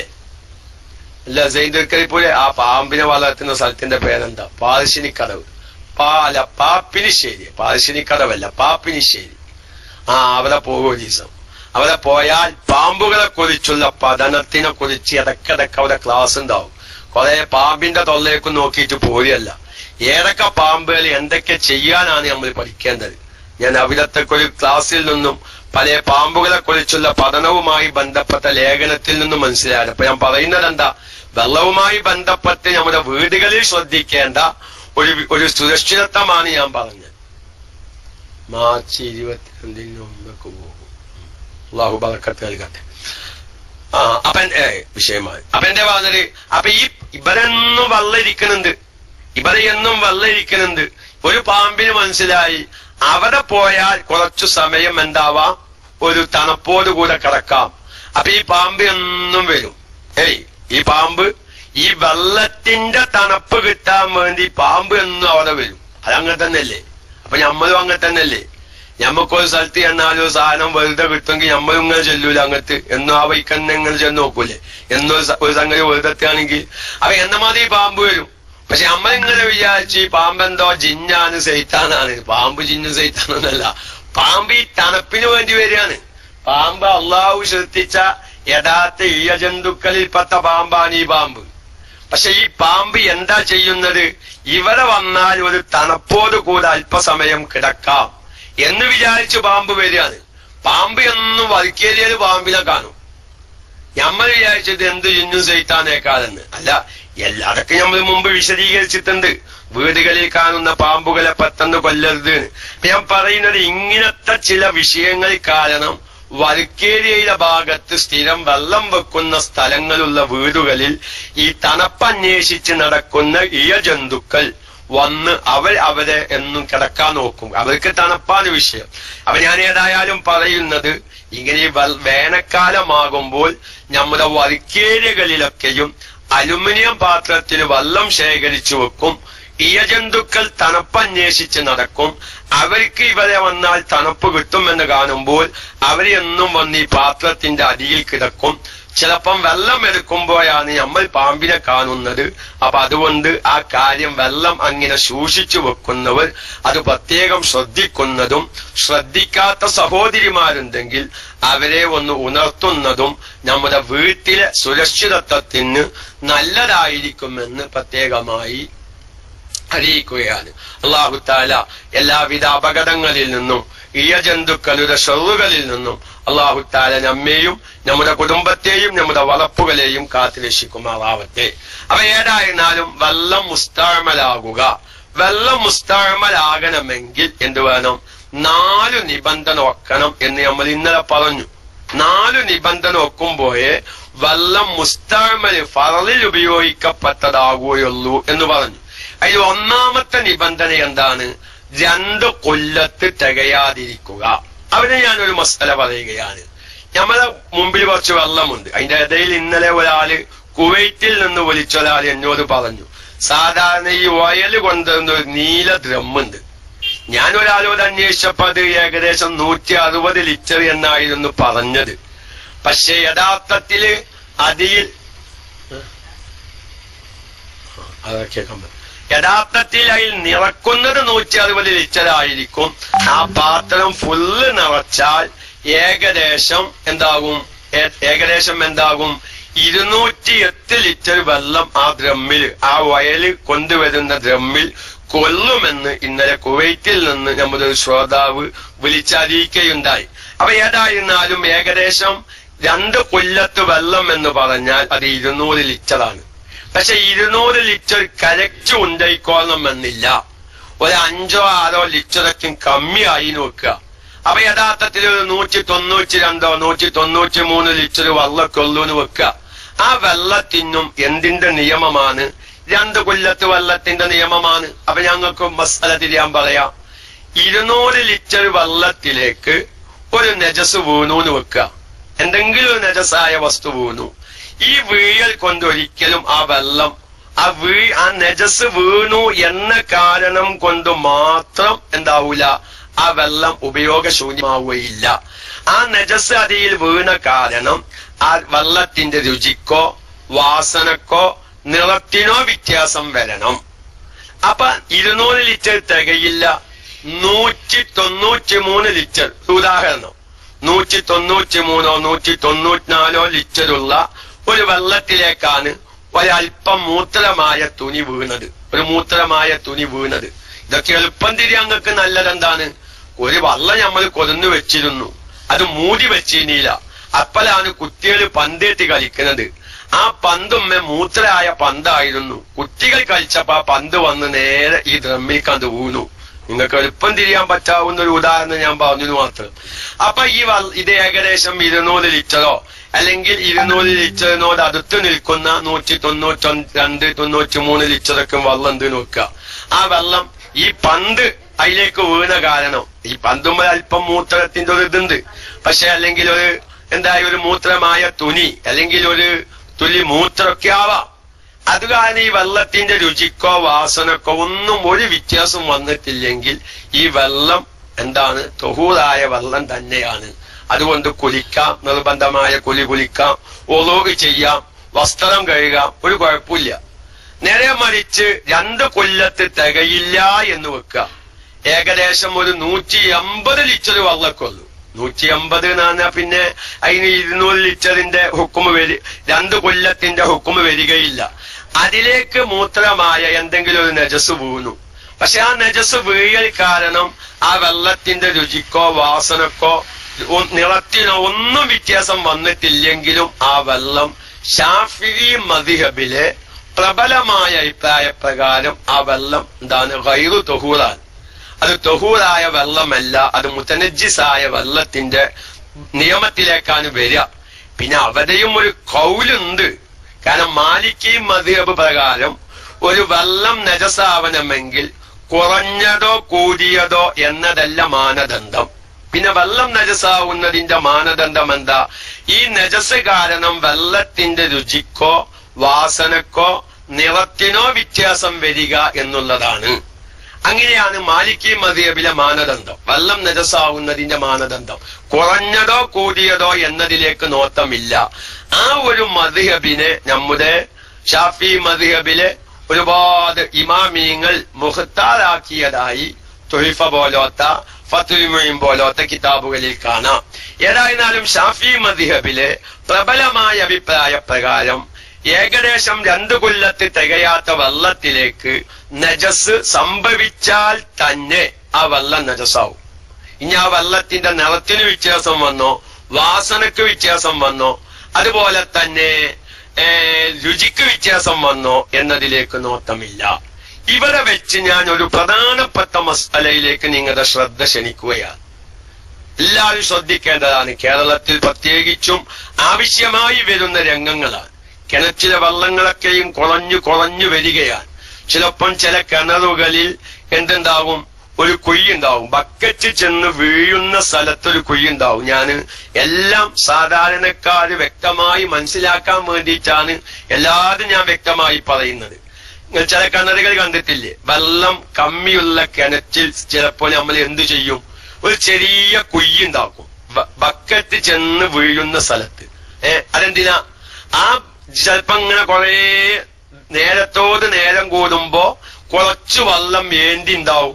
അപ്പൊ അതിനകത്ത് മുക്കിയെടുക്കാനുള്ള ഒരു സൗകര്യത്തിന് ബക്കറ്റ് ചെല്ലുന്ന സ്ഥലത്ത് ഒരു ചെറിയ കുഴി ഉണ്ടാക്കും. അതിൽ 2 കൊല്ലത്ത് വെള്ളം തികയില്ല. ആ കുഴിയിൽ എന്തില്ല, 2 കൊല്ലത്ത് വെള്ളം തികയില്ല. അങ്ങനെ ഒരു കിണറ്റിൽ അപ്പൊ ചുരുക്കത്തിൽ ഒരു കിണറ്റിൽ കുറച്ചു വെള്ളമുണ്ട്. ആ വെള്ളം എന്ത് തികയില്ല, 2 കൊല്ലത്ത് വെള്ളം തികയില്ല. ആ വെള്ളത്തിലെ നജസായി നോക്കുക. അങ്ങനെ ആ കിണറ്റിലേക്ക് എന്തോ ഒരു നജസ് വീണു. ആ വെള്ളത്തിലേക്ക്, കിണറ്റിൽ 2 കൊല്ലത്തു തികയാത്ത വെള്ളത്തിലേക്ക് ഒരു നജസ് വീണ് ആ വെള്ളം നജസായി. ഇവിടെ പല സാധാരണക്കാരും ചെയ്യാറുള്ളത് എന്താണെന്നറിയോ? ഞാൻ എന്റെ പല അനുഭവം വെച്ചിട്ടാ പറയുന്നത്. ക്ലാസ് റൂമിലുള്ളവരും വാട്സാപ്പിലൂടെ ഈ ക്ലാസ് മറ്റേതെങ്കിലും നിലക്ക് കേൾക്കുന്നവരെങ്ങനെയാണ് മനസ്സിലാക്കി ചെയ്യുന്നത് എനിക്കറിയില്ല. പല സ്ഥലങ്ങളിലും ഇത്തരം മസാലകൾ വിശദീകരിക്കുമ്പോ പല സാധാരണക്കാരും ഞങ്ങൾ അങ്ങനെ അബദ്ധം പറ്റിയിട്ടുണ്ട് എന്ന് പറയുന്നവരുണ്ട്. ഈ 2 കൊല്ലത്തു തികയാത്ത കിണറ്റിലെ വെള്ളം നജസായാൽ ആ വെള്ളം നല്ലോണം മുക്കി ഒഴിവാക്കുക. അല്ലെങ്കിൽ ചെറിയ മൂത്രൽ വെച്ച് വെള്ളം വറ്റിച്ചത് കൊണ്ട് മാത്രം ഈ കിണറ് എന്താവൂല, വൃത്തിയാവൂല. നിങ്ങൾക്ക് സാധാരണക്കാർക്ക് തിരിയാൻ ചിലപ്പോ ഞാൻ ആവർത്തിച്ചു പറയും. നിങ്ങൾ എളുപ്പം മനസ്സിലാവുന്നവർ എന്നോട് സഹകരിക്കണമെന്ന് ഞാൻ സാന്ദർഭികമായി ഉണർത്തുകയാണ്. അപ്പൊ നമ്മൾ ഈ കിണറ്റിലെ ഒരു 2 കൊല്ലത്ത് തികയാത്ത 1, 2, 3 കുടം വെള്ളമുള്ളൂ എന്ന് വെക്കുക. ആ വെള്ളത്തിൽ നജസായി കിണറ്റില്. ഈ വെള്ളം നല്ലോണം നമ്മളിത് മുക്കിയെടുത്തു. പാത്ത കൊണ്ടോ അല്ലെങ്കിൽ പാല പോലത്തെ ഉപയോഗിച്ച് വസ്തുക്കൾ കൊണ്ടോ അല്ലെങ്കിൽ ഒരു ശീല കഷ്ണം കെട്ടിച്ച് ഇങ്ങനെ ഈ വെള്ളത്തിലേക്ക് ഇങ്ങനെ തിങ്ങാണ്ട് ഇങ്ങനെ പൊന്തിച്ചു. അങ്ങനെ നമ്മൾ കുറെ പൊന്തിക്കുമ്പോ എന്ത് ചെയ്യും, ഈ കിണറ്റിലെ വെള്ളമൊക്കെ ആവുമല്ലോ. പക്ഷെ ഇതുകൊണ്ട് മാത്രം കിണർ ശുദ്ധിയാവൂല. മനസ്സിലായോ? എന്തേ കാരണം? ഈ വെള്ളം നമ്മൾ ഫുള്ള് ഒഴിവാക്കിയാലും ഈ 2 കൊല്ലത്തു തികയാത്ത വെള്ളം നജസായ കാരണം ആ കിണറിന്റെ അടി നജസായി കിടക്കുകയാണ്. ഇവിടെ വരുന്ന ഒരു പ്രശ്നം കൂടി ഞാൻ പറയട്ടെ. നമ്മളിതിങ്ങനെ ഈ വെള്ളം പച്ചകത്ത് ഒഴിവാക്കി. ഇവിടെ ഇപ്പൊ കിണറിന്റെ അടിഭാഗം ശുദ്ധിയായിട്ടില്ല. കാരണം ഈ നജസായ വെള്ളം കൊണ്ട് കിണറിന്റെ അടി നനഞ്ഞു കിടക്കുകയാണ്. ആ നനഞ്ഞ ഭാഗം ഇപ്പോഴും നജസായിട്ട് തന്നെയാണ് അവിടെ കിടക്കുന്നത്. ഇനി നമ്മൾ ഇന്ന് വെള്ളം ഒഴിവാക്കി ചില കിണറുകളിൽ നേരത്തോട് നേരം കൂടുമ്പോഴേക്ക് ഒരു 5-6 കുടം വെള്ളം വീണ്ടും വേണ്ടിണ്ടാവും. ഇങ്ങനെ ഉറവ് പൊട്ടി അതിങ്ങനെ വേണ്ടിണ്ടാവും. ആ വെള്ളം നമ്മൾ പിറ്റേ ദിവസം മുക്കാണ്. ആ വെള്ളം നജസായിരിക്കും. എന്റെ കാരണം നമ്മൾ ഇന്നലെ നജസായ വെള്ളം പൂർണ്ണമായും ഒഴിവാക്കിയെങ്കിലും ആ നജസായ വെള്ളം കൊണ്ട് കിണറിന്റെ അടി നജസായി കിടക്കുകയാണ്. അപ്പൊ ഇനി ആ കിണറിന്റെ അടി നജസായി കിടക്കുമ്പോ ഇനി വീണ്ടും അടിയിൽ വെള്ളം വന്നു, 2 കൊല്ലത്ത് തികയാത്ത വെള്ളം വന്നാൽ ഈ കിണറിന്റെ അടി നജസായത് കൊണ്ട് അതിലേക്ക് വരുന്ന വെള്ളം വീണ്ടും നജസാവുകയാണ്. നമ്മളറിയാതെ പിന്നെ പിറ്റേ ദിവസം ഈ വെള്ളം മുക്കിയെടുത്ത് ഭക്ഷണം ഉണ്ടാക്കിയെന്ന് വരാം, അതല്ലെങ്കിൽ വേറെന്തെങ്കിലും നിർബന്ധമായ മറ്റെന്തെങ്കിലും ആവശ്യങ്ങൾക്ക് വേണ്ടി ഉപയോഗിച്ചെന്ന് വരാം. അപ്പൊ കിണറിന്റെ അതി നജസായാൽ എങ്ങനെയാണ് വൃത്തിയാക്കേണ്ടത്? 2 കൊല്ലത്ത് വെള്ളം തികയാത്ത കിണറ്റിൽ നജസ് വീണാൽ അതിപ്പോ വലിച്ച മൂത്രം ഒറ്റിയതാണെന്ന് നോക്കുക, അങ്ങനെ സംഭവിക്കാം. എന്നാ പിന്നെ ഇപ്പൊ എടുത്ത് ഒഴിവാക്കാനൊന്നുമില്ല. അല്ലെങ്കിൽ വേറെന്തെങ്കിലും നജസായ വസ്തുക്കൾ അതിലേക്ക് വീണിക്കാണ് എങ്കിൽ ആ നജസായ വസ്തുവിനെ അതിൽ നിന്ന് എടുത്ത് ഒഴിവാക്കുക. എന്നിട്ട് ആ വെള്ളം മുക്കാതിരിക്കുക. നമ്മളിപ്പോ ഈ നജസായ 2 കൊല്ലത്തു തികയാത്ത നജസായി കിണറ്റിൽ നജസായി നിൽക്കുന്ന വെള്ളമുണ്ടല്ലോ, ആ വെള്ളം മുക്കാതിരിക്കുക.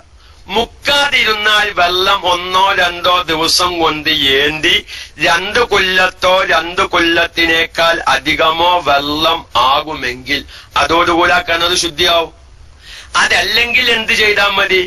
ഇതിഞ്ഞ് ഏന്തൂല, ആകപ്പയിൽ കിണറ്റിലുള്ള എത്രയാണ്? ഏകദേശം 6 കുടം വെള്ളേ കിണറ്റിലുള്ളൂ. ഇനി വെള്ളം ഏന്തിച്ചത് 2 കൊല്ലത്താകൂല. അപ്പൊ എന്ത് ചെയ്യാ? മുകളിൽ നിന്ന് കുറച്ച് വെള്ളം അങ്ങോട്ട് ചൊരിച്ചു കൊടുക്കുക കിണറ്റിലേക്ക്. മനസ്സിലായോ? വെള്ളം മുകളിൽ നിന്ന് വേറെ കുറച്ച് വെള്ളം, നല്ല വെള്ളം ഒഴിച്ചു. നല്ല വെള്ളം ഒഴിക്കുവാന്നൊന്നുമില്ല, അതേമായിക്ക് നജസായ വെള്ളം ഒഴിച്ചു കൊടുത്താലും മതി. അതല്ല നമ്മളെ കുറഞ്ഞ വെള്ളം കൊണ്ട് ഉപയോഗിക്കേണ്ട മസലയാണ്. നമ്മള് വേറെ നജസായ കുറച്ച് വെള്ളം കിണറ്റിക്കാൻ ഒഴിച്ചു. അങ്ങനെ 2 കൊല്ലത്തായി ശ്രദ്ധിക്കണട്ടോ, കിണറ്റി കൊഴിക്കുന്നതിന് മുമ്പ് ശ്രദ്ധിക്കണേ. അങ്ങനെ അല്ലെങ്കിൽ നമ്മൾ ഒന്നുണ്ടാക്കിയ വെള്ളം ഇങ്ങനെ ഒരുമിച്ച് കൂട്ടി വെച്ചിരുന്നു. ഈ വെള്ളം കിണറ്റിലേക്കാണ് ഒഴിച്ചു. അങ്ങനെ കിണറ്റിലെ വെള്ളം 2 കൊല്ലത്തായി. ഇപ്പൊ 2 കൊല്ലത്തായ വെള്ളത്തിന് വാസനക്കോ രുചിക്കോ നിറത്തിനോ ഒന്നും വ്യത്യാസമില്ല. സാധാരണ ശുദ്ധമായ വെള്ളത്തിന്റെ നിറം, ശുദ്ധമായ വെള്ളത്തിന്റെ വാസന, ശുദ്ധമായ വെള്ളത്തിന്റെ രുചി എങ്കിൽ ഈ വെള്ളം ശുദ്ധിയായി. മനസ്സിലായോ? അപ്പൊ ആ മസാല തിരിയാൻ വേണ്ടി ഇന്നലെ ഉണർത്തിയിട്ടുണ്ട്. നജസായ വെള്ളം ഒരുമിച്ച് കൂട്ടി നോക്കുക. പല പാത്രത്തിലും നജസായ വെള്ളമുണ്ട്. എന്തെങ്കിലും മൂത്രത്തുണി വീണ വെള്ളോ അല്ലെങ്കിൽ മൂത്രം ഒറ്റിയ വെള്ളോ ഇങ്ങനെ പല പാത്രത്തിലും ഇരിക്കുന്നു. അങ്ങനെ പല പാത്രത്തിലുമായിരിക്കുമ്പോൾ അത് 2 കൊല്ലത്ത് തികയുകയില്ല. പക്ഷെ പല പാത്രത്തിലും മുതനജ്ജിസായ വെള്ളം ഒരു പാത്രത്തിലേക്ക് ഒരുമിച്ച് കൂട്ടുകയും അത് 2 കൊല്ലത്തെത്തുകയും ആ 2 കൊല്ലത്തെത്തിയ വെള്ളത്തിന്റെ വാസനക്കോ രുചിക്കോ നിറത്തിനോ വ്യത്യാസങ്ങളൊന്നും ഇല്ലെങ്കിൽ ആ വെള്ളം ശുദ്ധിയുള്ളതാണ്. ആ വെള്ളം എന്താണ്? തൊഹൂറായ വെള്ളമാണ്. അത് പലപ്പോഴും ഈ മസാല നമ്മളെ അങ്ങനെ നജസായ വെള്ളം എന്നും പാടും ഒരുമിച്ച് കൂട്ടണം എന്നല്ല പറയുന്നത്. പലപ്പോഴും നമ്മുടെ പല സാധാരണക്കാരും ആവശ്യമില്ലാതെ വെള്ളം ഒഴിച്ചു കളയുന്നവരുണ്ട്. ശക്തമായി വെള്ളത്തിന് അതിരൂക്ഷമുള്ള സമയത്തും മസാല അറിയാതെ വെറുതെ ഒഴിച്ചു കളയുന്നവരുണ്ട്. കൂട്ടത്തിൽ അവരൊന്ന് പറയാം, ഏതെങ്കിലും വിഷയം മാറിപ്പോകുമ്പോ നമ്മളൊന്നും വിചാരിക്കരുത്, വിഷയം തിരിയാൻ വേണ്ടി പറയാം. നമ്മളൊരു ബക്കറ്റ് വെള്ളം പുറത്തു വെച്ചു, ഒരു കാക്ക വന്ന അതിലത് കുത്തി. കാക്ക ഉഷ്ണകാലല്ലേ, ജീവികൾ ഇങ്ങനെ നെത്തോട്ടം പായുകയാണ്. ഒരു തുള്ളി വെള്ളം എങ്ങനെ കിട്ടുമെന്നറിയാം. ഇന്നത്തെ നമ്മളെ സിറാജ് ദിനപത്രത്തിലുണ്ട് നമ്മളെ SSFന്റെ പ്രവർത്തകർ ചെയ്ത നല്ലൊരു പ്രവർത്തനം. കുറെ സ്ഥലങ്ങളിൽ വെള്ളം ഇങ്ങനെ, അതായത് കുടത്തിലും പാത്രത്തിലും വെള്ളമാക്കി വെച്ച് കണ്ടിന് ഈ പക്ഷികൾക്കും പറവകൾക്കും കുടിക്കാൻ വേണ്ടിയിട്ട്. നല്ലൊരു കാര്യമാണല്ലേ. നമ്മളെ ആൾക്കാർ കണ്ടപ്പോ എനിക്ക് വല്ലാത്ത സന്തോഷമായി. ജലീലെ അവിടെ കുത്തരക്ക് എന്റെ സമയം കഴിഞ്ഞിട്ട് ജലീല് വന്ന വിവരം കിട്ടുന്നുണ്ട്. അവിടെ കുറച്ചേരം കുത്തരക്കിട്ടോ സമയത്ത് വരണം. അപ്പല്ലേ കാര്യങ്ങൾ ബാക്കിയായി നടക്കുമല്ലോ, അതിരിക്കല്. അപ്പൊ എന്ത് ചെയ്യാ, ഇന്നിപ്പോ സിറാജിൽ വായിച്ചപ്പോ എവിടെയോ സ്ഥലം ഞാൻ വായിച്ച് SSFന്റെ പ്രവർത്തകര് ഈ പക്ഷികൾക്കും പറവകൾക്കും എന്ത് ചെയ്യാ, വെള്ളം കുടിക്കാൻ വേണ്ടി എന്താണ് നീർക്കുടങ്ങളോ അങ്ങനെ എന്തോ ഒരു പേരാണ്, 100 നീർക്കുടങ്ങൾ സ്ഥാപിച്ചു. പല സ്ഥലങ്ങളിലും പാത്രത്തിൽ വെള്ളം ഇങ്ങനെ വെക്കുക. അപ്പൊ ഈ ദാഹിച്ചു പൊരിയുന്ന പക്ഷികൾ വന്നിട്ട് എന്ത് ചെയ്യും, ആ വെള്ളം കുടിച്ചു പോകും. വല്ലാത്ത ഒരു നിഅമത്താണ്, വല്ലാത്തൊരു ഫളലുള്ള കാര്യമാണ്. മാഷാ അല്ലാഹ്. അപ്പൊ നമ്മളെ മുഹിബുൽ ഖുർആനെ കാണുമ്പോ അദ്ദേഹം ഒരിക്കൽ വിളിച്ചിട്ടൊരു കാര്യം പറഞ്ഞു. അദ്ദേഹത്തിന് വെള്ളക്കച്ചവടാണ് എന്നാണ്. എവിടെ ദമാമിൽ സൗദിയുടെ ഏതൊരു ഭാഗം പറഞ്ഞു. മൂപ്പർ നിൽക്കുന്ന ആ ഭാഗം തണുപ്പെന്ന് പറഞ്ഞ ഒരു ഇല്ല, അവിടെ എല്ലാ കാലത്തും ഉഷ്ണമേഖലയാണ്. തണുപ്പ് എന്ന് പറയുന്നത് ആ ഭാഗത്ത് വരില്ല. അപ്പൊ മൂപ്പര് അവിടെ ചെയ്തിരിക്കുന്നത് എന്താ വെച്ചാ നല്ല തണുത്ത വെള്ളം കഥയുടെ മുമ്പിൽ ഇങ്ങനെ വെച്ചിക്കുക. ഈ യമന്റെ ഏകദേശം യമനിന്റെ ബോർഡാണ്. ആ ബോർഡിന്റെ ഭാഗത്ത് ഇങ്ങനെ കണ്ടമാനം യമനികൾ നടന്നു പോകുന്ന സ്ഥലങ്ങളാണ്. അപ്പൊ നല്ല ചൂടുള്ള സ്ഥലത്തിലൂടെ വെള്ളങ്ങൾ അൽഹംദുലില്ലാ ജിസാൻ എന്ന സ്ഥലം എല്ലാ കാലത്തും ഉഷ്ണമേഖലയാണെന്നാ പറയുന്നത്. തണുപ്പിന് വരുന്ന ഒരു സീസൺ അവിടെ ഉണ്ടാവാറില്ല എന്നാണ് അദ്ദേഹം പറഞ്ഞത്. അപ്പൊ അവിടെ നല്ല തണുത്ത വെള്ളം ഇങ്ങനെ വെച്ചിക്ക. അപ്പൊ ഈ വയ്യാത്രക്കാർ നടന്നു പോകുന്നവര് അവരിങ്ങനെ ഈ തണുത്ത വെള്ളം കാണുമ്പോ നല്ലോണം മോന്തി കുടിക്കുന്നു, എന്നിട്ട് ഓരിങ്ങനെ ദ്വാരിക്കുന്നു. മൂപ്പര് ഒരു സന്തോഷം കൂടി എന്നെ അറിയിച്ചു. ആ കുടിക്കുന്ന വെള്ളത്തിന്റെ ഒരു ചെറിയ പ്രതിഫലം ഉസ്താദിന്റെ അമ്മാരെ ഖബർക്ക് ഞാൻ നിയ്യത്താക്കിയിട്ടുണ്ട് എന്നാണ്. അല്ലാഹു തആല ആ പ്രതിഫലം ഉമ്മയുടെ ഖബറിലേക്ക് എത്തി ആ സന്തോഷം ഖബർ ജീവിതത്തിൽ ഉണ്ടാവുമാറാവട്ടെ. എന്റെ അമ്മ പറഞ്ഞൊരു വാക്ക് ഞാനിപ്പോൾ മുഹിബുൽ ഖുർആൻ ഒരിക്കൽ എന്നെ വിളിച്ചൊരു വിഷയം പറഞ്ഞപ്പോ ഈ വിഷയം സംസാരിച്ചപ്പോ ഞാൻ എന്റെ ഉമ്മ പറഞ്ഞൊരു വാക്ക് ഇപ്പോഴും ഓർക്കാൻ. ഉമ്മ പറഞ്ഞു, ഞാൻ മരിച്ചിട്ട് ഇജ്ജ് മരിച്ചാ മതി, അഞ്ഞ പരിചയമല്ലോലെ കിക്കു വേണ്ടി ദ്വാരിക്കൂലേ എന്നാണ്. ആ വാക്കാ ഞാൻ മുഹിബുൽ ഖുർആൻ ആ വാക്ക് പറഞ്ഞപ്പോ ഞാൻ ആർത്തത്. ഞാനാണ് ആദ്യം മരിക്കണമെങ്കിൽ എന്റെ അമ്മാക്ക് ആ കൂലി കിട്ടൂലല്ലേ. എന്റെ അമ്മ ആദ്യം മരിച്ചതുകൊണ്ട് ഞാനും മുഹിബുൽ ഖുർആനും തമ്മിലൊരു ഓൺലൈൻ ബന്ധം ഉണ്ടായി. ഞങ്ങൾ തമ്മിൽ കണ്ടിട്ടൊന്നുമില്ല. ഞങ്ങൾ തമ്മിലൊരു ബന്ധം ഉണ്ടായി. ആ വ്യക്തി അലി എന്നാണ് പേരെന്ന് തോന്നി ചെയ്തു. അപ്പൊ അതൊക്കെ വലിയൊരു ബർക്കത്താ, വല്ലാത്തൊരു ദുആയാണത്. കാരണം മഹാനായ സഅദ് റളിയല്ലാഹു തആല അൻഹു എന്റെ ഓർമ്മ. സഅദ് റളിയല്ലാഹുവിന്റെ ഉമ്മ മരിച്ചപ്പോ ഞാൻ അമ്മാക്ക് വേണ്ടി എന്താ ചെയ്യേണ്ടത് എന്ന് റസൂലുള്ളാഹിനോട് ചോദിച്ചപ്പോ റസൂലുള്ള പറഞ്ഞത് എന്താ, കിണറ് കുത്തിച്ചു വെള്ളം കൊടുത്തോന്നാകുന്നത്. കിണർ ജലവിതരണം ഇത് വലിയ ഒരു മഹത്തുള്ള കാര്യമാണ്. ജലവിതരണം എന്നുള്ളത് എന്താണ്, ദാഹിക്കുന്ന നായക്ക് അല്ലെ, നമ്മളൊക്കെ ഒരുപാട് ഉസ്താദന്മാരെ വയലിന്ന് കേട്ടതാ. വിഷയവുമായി ബന്ധമുണ്ടായതുകൊണ്ട് ഞാൻ പറയാണ്.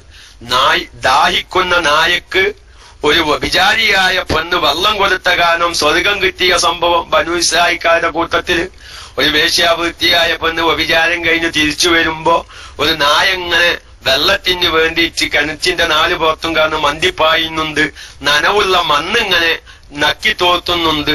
ഈ നായക്ക് വെള്ളം ആവശ്യമുണ്ട് എന്ന് മനസ്സിലായി ആ സ്ത്രീയുടെ കാലുമ്മലുള്ള ചെരിപ്പൂരി കയറ് കെട്ടി വെള്ളം കോരി നായക്ക് കൊടുത്ത കാരണം സ്വർഗം കിട്ടിയ സംഭവം നമ്മൾ ഒരുപാട് ഉസ്താദുമാരെ വയലിൽ നിന്ന് പലപ്പോഴും കേട്ടതാണ്. അപ്പൊ ഞാൻ പറയുന്നത്, പക്ഷികളും പറവകളും ഒരു തുള്ളി വെള്ളത്തിന് വേണ്ടി നെട്ടോട്ടം പായുന്ന സമയമാണ്. നമ്മൾ മസാലയിലേക്കാണ് ഞാൻ വരുന്നത്. അങ്ങനെ നമ്മളൊരു ബക്കറ്റ് വെള്ളം പുറത്ത് വെച്ചിരുന്നു. പെട്ടെന്നൊരു കാക്ക വന്ന് അതിൽ കൊത്തി. സാധാരണ നമുക്ക് കാക്കനെ പറ്റിച്ചൊരു തെറ്റുധാരണ ഉണ്ട്. അല്ല, തെറ്റുധാരണയല്ല, ഏകദേശം ശരിയാണ്. കാക്കയുടെ വായ എപ്പോഴും വൃത്തികേടായിരിക്കും അല്ലെ. കാക്ക നല്ലത് തിന്നൂലല്ലോ.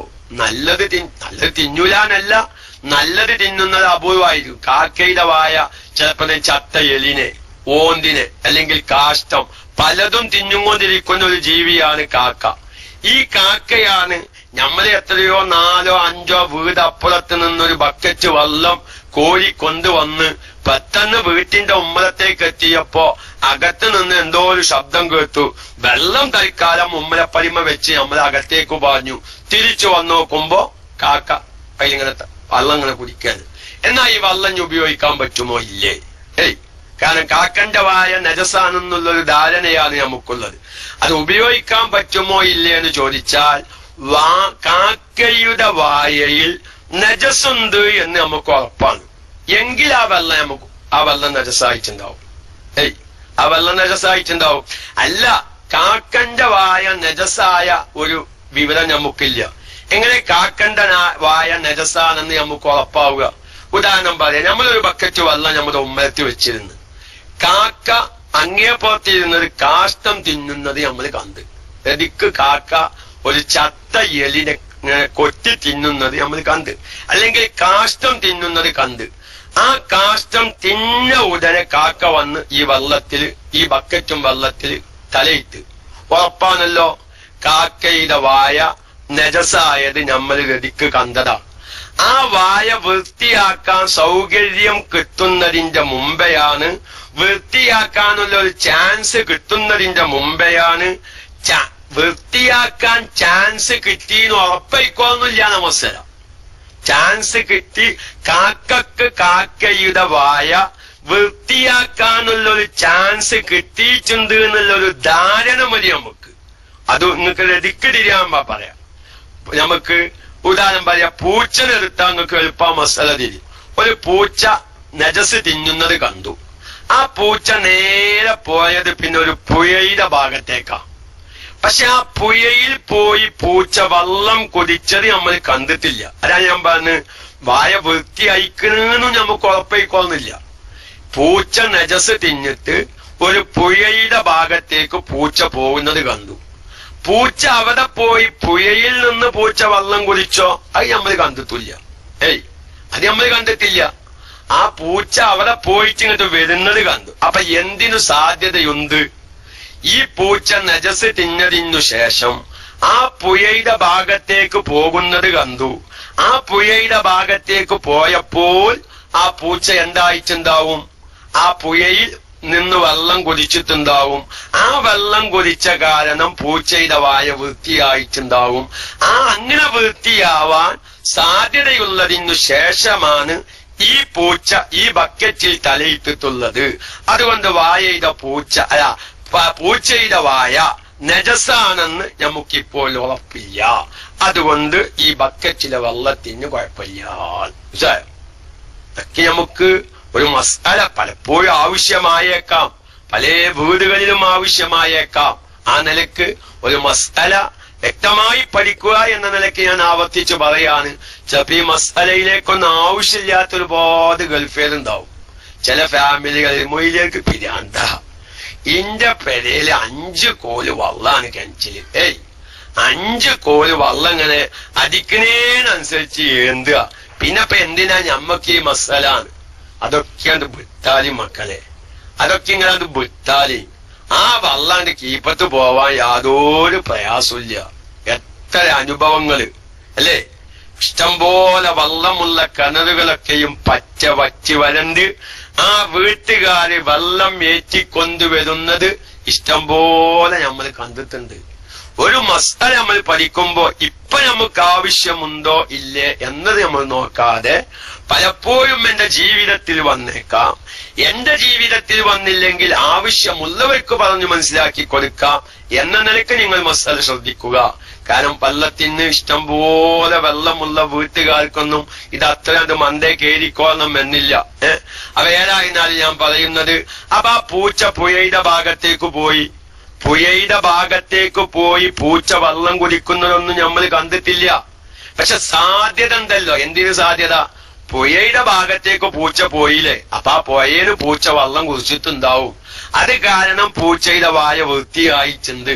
അതിന്റെ ശേഷമാണ് ഇന്റെ ബക്കറ്റിൽ തലയിട്ടത്.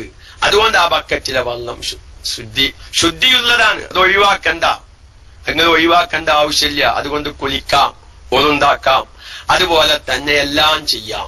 ഈ ഒരു മസാല ഞാൻ ഇങ്ങനെ വ്യക്തമായി പറയാൻ കാരണം, ഒരു ബക്കറ്റിൽ ചെറിയ കുട്ടികൾ കൈയിടുമ്പോഴേക്ക് ആ വെള്ളം തൂത്തുകളയുന്ന ചില ഉമ്മമാരുമുണ്ട്. നമ്മുടെ വീടുകളിലൊക്കെയും ഉണ്ടായേക്കാം. ഞാൻ മുമ്പൊക്കെയും പല പ്രാവശ്യം പറഞ്ഞതുപോലെ ഒന്നുണ്ടാക്കാതെ വെള്ളത്തിൽ കുട്ടി കയ്യിട്ടു എന്ന് പറഞ്ഞ് വെള്ളം തൂത്തുകളയുന്ന പല സഹോദരിമാരിപ്പോഴുമുണ്ട്. ചില ആളുകളുടെ വസുവാസ് ഭയങ്കര.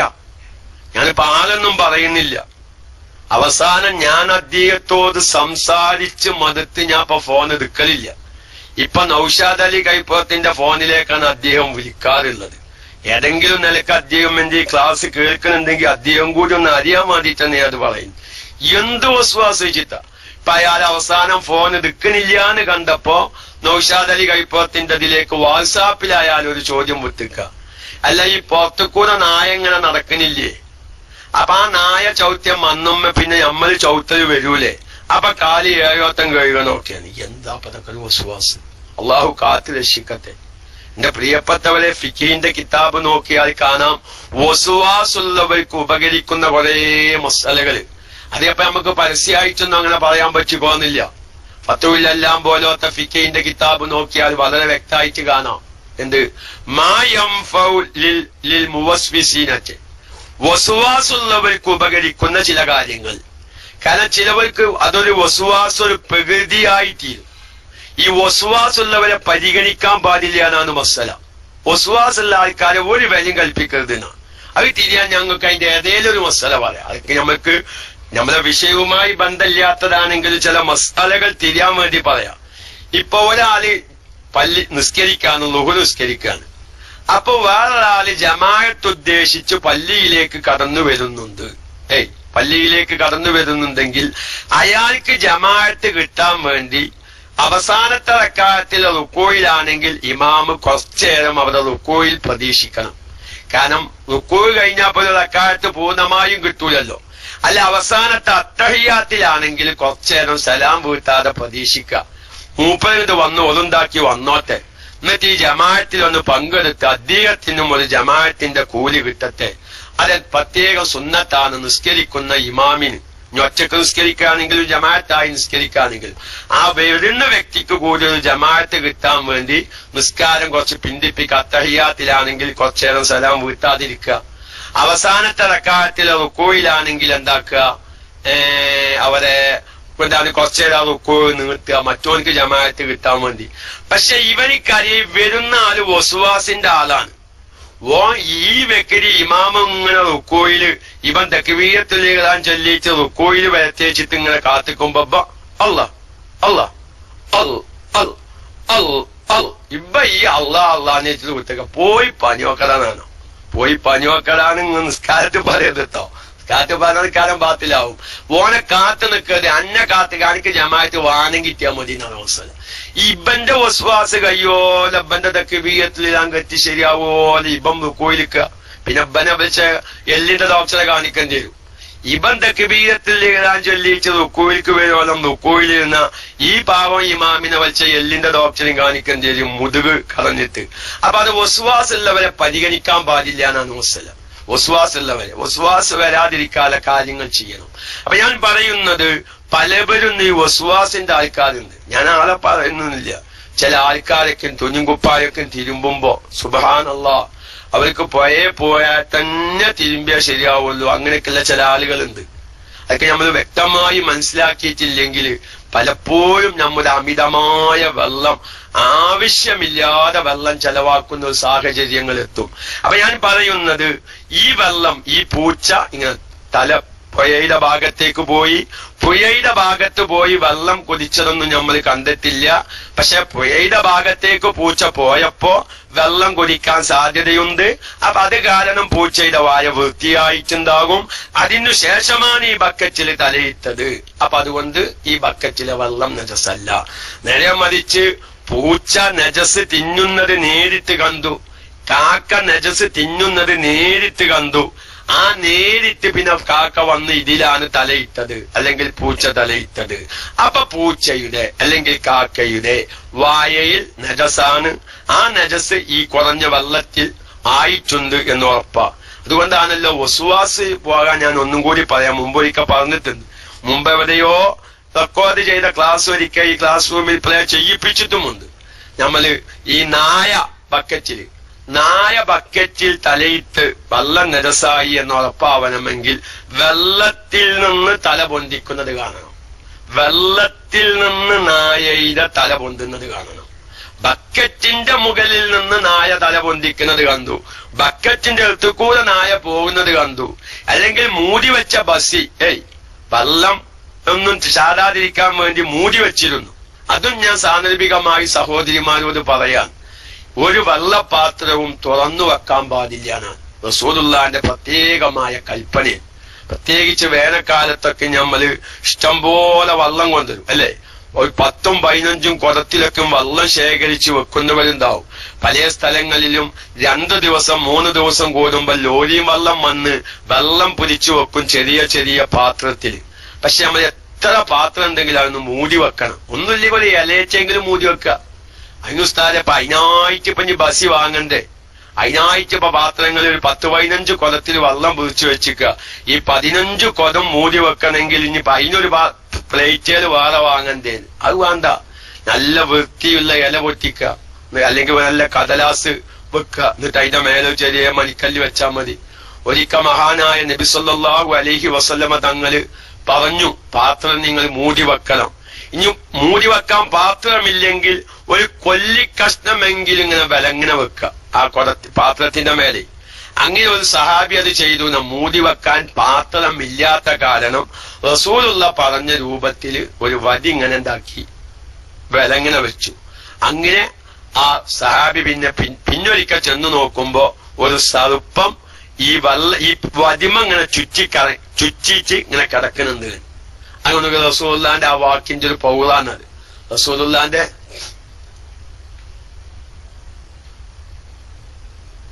എന്താ മനസ്സിലായി? നമ്മൾ ഈ വിഷയവുമായി ബന്ധപ്പെട്ട ഒരു ചോദ്യമാണ്. ഉസ്താദെ, ഒരു സംശയം. പൂച്ച പുഴയിൽ നിന്ന് വെള്ളം കുടിച്ചെങ്കിൽ ബക്കറ്റിൽ തലയിടുമോ? അത് ശരി. ഇതുമോ ഇങ്ങനെ ഇഷ്കാല പൂച്ചനോട് ചോദിക്കേണ്ടതാണത്. അത് മസലയുമായി ബന്ധപ്പെട്ട ഇഷ്കാലല്ല. അപ്പൊ മൂപ്പര ഇഷ്കാൽ ഇപ്പൊ എന്താണ്?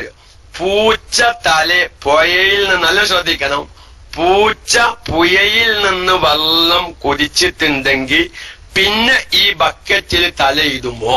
ഇതാണ് അദ്ദേഹത്തിന്റെ ചോദ്യം. അപ്പൊ പൂച്ച പുഴയിൽ നിന്ന് വെള്ളം കുടിക്കാത്തത് കൊണ്ടല്ലേ ഈ ബക്കറ്റിൽ തലയിട്ടത്? അപ്പൊ പൂച്ചയുടെ വായ വൃത്തിയായിട്ടില്ലല്ലോ. അത് രണ്ടാമത്തം കുറിച്ചാൽ മതി തലത്തത്. അങ്ങനെ ഇഷ്കാൽ തോന്നോ? അല്ലേ ഉപ്പുസ്താദെ? മൂപ്പര ഇഷ്കാലല്ലത് രസകരമായ ഇഷ്കാലാണ്. നമ്മൾ പറഞ്ഞു പൂച്ച നജസ് തിന്നു പുഴയുടെ ഭാഗത്തേക്ക് പോയി. പൂച്ചയുടെ വായ വൃത്തിയാക്കാൻ സാധ്യതയുണ്ട്. പൂച്ചയുടെ വായ വൃത്തിയാവാൻ സാധ്യതയുണ്ട്. അതിനുശേഷമാണ് പൂച്ച ബക്കറ്റിൽ തലയിട്ടത്. അപ്പൊ ഈ ബക്കറ്റിലെ വെള്ളം നജസ് അല്ല എന്ന് നമ്മൾ പറഞ്ഞു. അപ്പൊ മൂപ്പരിഷ്കാരം എന്താ? പൂച്ച പുഴയുടെ ഭാഗത്തേക്ക് പോയിച്ച് വെള്ളം കുടിച്ചിട്ടുണ്ടെങ്കിൽ എന്താകുമോ? പിന്നെ ഈ പൂച്ച ഈ ബക്കറ്റിൽ തലയിടൂലല്ലോ. കാരണം പൂച്ച എവിടെന്ന് വെള്ളം കുടിച്ചിക്കണ്? പുഴേന്ന് വെള്ളം കുടിച്ചിക്കണ്. അത് നിങ്ങൾ ഇഷ്കാലാവണ്ട. അത് പൂച്ച രണ്ടാമത് കുടിക്കാൻ വേണ്ടി വെള്ളത്താണ് പ്രശ്നം കഴിഞ്ഞില്ലേ? അല്ലെങ്കിൽ പൂച്ച അവിടെ ഇങ്ങനെ വെള്ളം കുടിച്ചുകൊണ്ടിരിക്കുകയാണ്. അതിലോ ആരോ കുടിക്കാൻ വന്നു. അപ്പൊ പൂച്ച പേടിച്ചവന് പാഞ്ഞതാണ്. പൂച്ചക്ക് വെള്ളം തഴഞ്ഞില്ല. അപ്പൊ പൂച്ച ബക്കറ്റിൽ വന്ന് രണ്ടാമത് വെള്ളം കുടിച്ചു. പ്രശ്നം കഴിഞ്ഞോ? നിങ്ങളല്ലാതെ മൂപ്പരിഷ്കാലം എനിക്ക് തിരിഞ്ഞു, നിങ്ങൾക്കത് തിരിഞ്ഞോ, എന്റെ ഉത്തരം തിരിഞ്ഞോന്നൊന്നും എനിക്കറിയില്ല. അപ്പൊ അത് മസാല അങ്ങനെ തന്നെ. പൂച്ചവളെ വെള്ളം കുടിച്ച് ഈ നിഗമനമൊക്കെ നമ്മൾ ഒഴിവാക്കുക. അതൊക്കെ നമ്മൾ എല്ലാവരും ശ്രദ്ധിക്കേണ്ടതാ. ഈ നിഗമനങ്ങൾ വെച്ച് നമ്മൾ ഒരു വസ്തു നജസാണെന്ന് തീരുമാനിക്കരുത്. ഒരു വസ്തു നജസാവണമെങ്കിൽ നമുക്ക് ഉറപ്പ് കിട്ടണം. ഇവരെന്തില്ല, ഈ പൂച്ചയുടെ വായ വൃത്തിയായിട്ടില്ല എന്ന് നമുക്ക് എന്തില്ല, ഉറപ്പില്ല. പൂച്ചയുടെ വായ വൃത്തിയാവാൻ സാധ്യത ഒരുപാടുണ്ട്. അത് പൂച്ച വെള്ളം അത് എന്റെ അബുസുനും അങ്ങനെയാണ്. അബുസുനുവിന് നമ്മളൊന്നും വിചാരിക്കാത്ത ബുദ്ധിയാ വരിക. അങ്ങനെ ഉണ്ടാവും.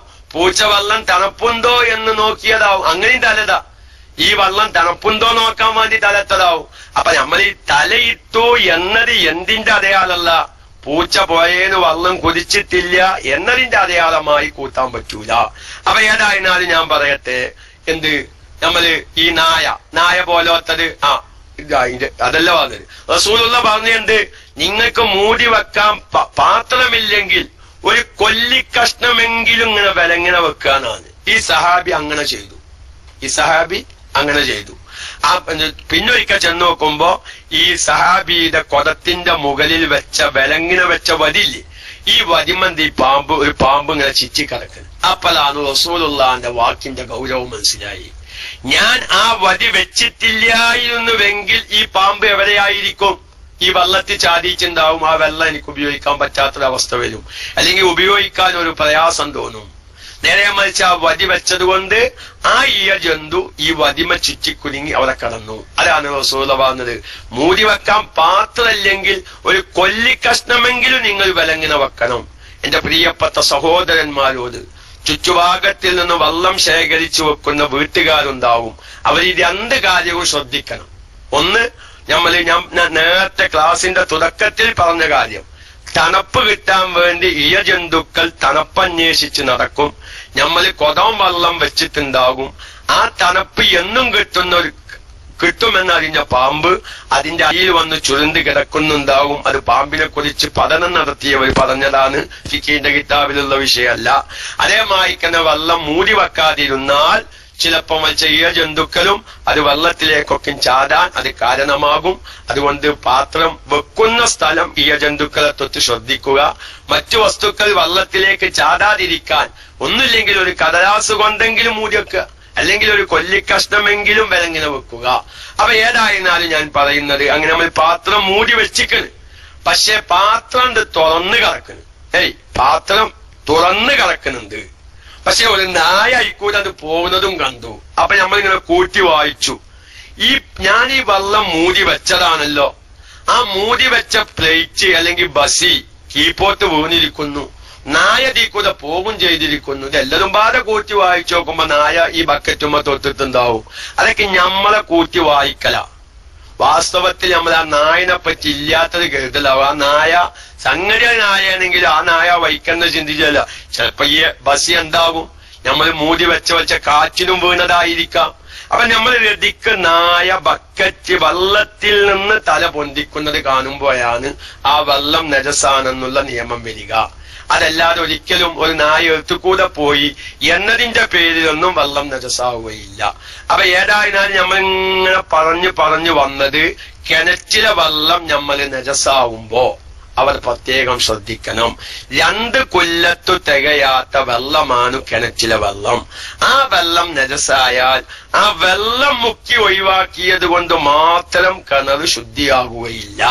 കാരണം ഈ നജസായ വെള്ളം കൊണ്ട് കിണറിന്റെ അതി നജസായി കിടക്കുന്നുണ്ട്. അപ്പൊ ഇഞ്ഞും അതിലേക്ക് വീണ്ടും കുറച്ച് വെള്ളം ചെന്നു എന്ന് വെക്കുക. അപ്പൊ വീണ്ടും ഈ കിണറിന്റെ അതി നജസായത് കൊണ്ട് ആ കുറഞ്ഞ വെള്ളം വീണ്ടും നജസാകും. അപ്പൊ കിണറിന്റെ അടിയിലുള്ള 2 കൊല്ലത്തു തികയാത്ത ഏകദേശം 200 ലിറ്റർ തികയാത്ത വെള്ളം നജസായാൽ ആ വെള്ളം കോരി ഒഴിവാക്കുകയല്ല വേണ്ടത്. പിന്നെ എന്താ വേണ്ടത്? ഒന്നിരിക്കൽ ഏന്തുന്ന കിണറാണെങ്കിൽ ആ വെള്ളം അങ്ങനെ അതിൽ നിർത്തുക. ഏന്തിച്ച് 2 കൊല്ലത്ത് തികഞ്ഞു, അപ്പൊ ആ വെള്ളത്തിന്റെ രുചിക്കോ വാസനക്കോ നിറത്തിനോ വ്യത്യാസമില്ല. അപ്പൊ ആ വെള്ളപ്പ ഇപ്പൊ കിണറിന്റെ അതിന് ശുദ്ധിയായി, ഈ വെള്ളം ശുദ്ധിയായി. അതല്ല, കിണർ ഏന്തുകയില്ല. അല്ലെങ്കിൽ കിണർ ഏന്തണമെങ്കിൽ 4-5 ദിവസം കഴിയും പോലെ ഇനി ഏന്തിച്ച് ഉറവ് പൊട്ടി അത് 2 കൊല്ലത്ത് തികയുകയുള്ളൂ. അപ്പൊ കിണറ്റിലേക്ക് വേറെ വെള്ളം ഒഴിച്ചു കൊടുക്കുക. ആ വേറെ വെള്ളം ഒഴിച്ചു കൊടുക്കുന്നത് ഒരു നജസായ വെള്ളമാണ് ഒഴിച്ചു കൊടുത്തത്. ഒരു 2 കൊല്ലത്ത് തികയാത്ത വേറെ കുറച്ച് നജസായ വെള്ളം എന്തായിന്, ആ വെള്ളം കിണറ്റിക്കാണ്ട് ഒഴിച്ചു കൊടുത്തു. അപ്പൊ കിണറ്റിലെ വെള്ളം 2 കൊല്ലത്തായി. പക്ഷെ ആ കിണറ്റിലെ വെള്ളത്തിന്റെ രുചിക്കോ വാസനക്കോ നിറത്തിനോ വ്യത്യാസമില്ല. ആ വെള്ളം ശുദ്ധിയുള്ളതാണ്. അപ്പൊ നിങ്ങൾ നോക്കൂ, വ്യത്യസ്തമായ പാത്രങ്ങളിൽ മുതനജ്ജിസായ വെള്ളമുണ്ട്. ഈ മുതനജ്ജിസായ വെള്ളത്തെ ഒരു പാത്രത്തിൽ ഒരുമിച്ച് കൂട്ടി. ആ ഒരുമിച്ച് കൂട്ടിയപ്പോൾ അത് 2 കൊല്ലത്ത് തികഞ്ഞു. ആ വെള്ളത്തിന്റെ നിറത്തിനോ വാസനക്കോ രുചിക്കോ വ്യത്യാസമില്ല എങ്കിൽ അത് ശുദ്ധിയുള്ളതാണ്. അതുപോലെ തന്നെ മുസ്തഅമലായ വെള്ളം, പല പ്രാവശ്യം പലവരും ഒലുണ്ടാക്കിയ വെള്ളമാണ്. അങ്ങനെ ശേഖരിക്കണം എന്നല്ല പറയുന്നത്. ഒരാളങ്ങനെ ചെയ്താൽ അതിന്റെ ഹുക്കുമാണ് പറയുന്നത്. പലരും ഒലുണ്ടാക്കി. ഇപ്പൊ ഞങ്ങൾക്ക് വേറെ ദിവസം തേപ്പിൽ നിന്ന് ഒലുണ്ടാക്കുമ്പോ ഇങ്ങനെ ഈ ബക്കറ്റിലേക്ക് കാത്തിയിട്ട് ഒലുണ്ടാക്കി. അങ്ങനെ ഈ ബക്കറ്റിന് അറിയുമ്പോ അതൊക്കെ താങ്കി കൊണ്ടുപോയിട്ട് അങ്ങനെ ഒഴിച്ചു. ഇതിപ്പോ നിങ്ങൾ ചെയ്യാണെങ്കിൽ ചെയ്തോലിന്ന് വെള്ളത്തിന് കുളിക്കാതെ വെള്ളാവൂലേ? നമ്മളിങ്ങനെ ഒലുണ്ടാക്കുമ്പോ ബക്കറ്റിലേക്ക് ഒലുണ്ടാക്കി, ബക്കറ്റിന് അറിയുമ്പോ അത് താങ്കി കൊണ്ടുപോയി ഒഴിച്ചു.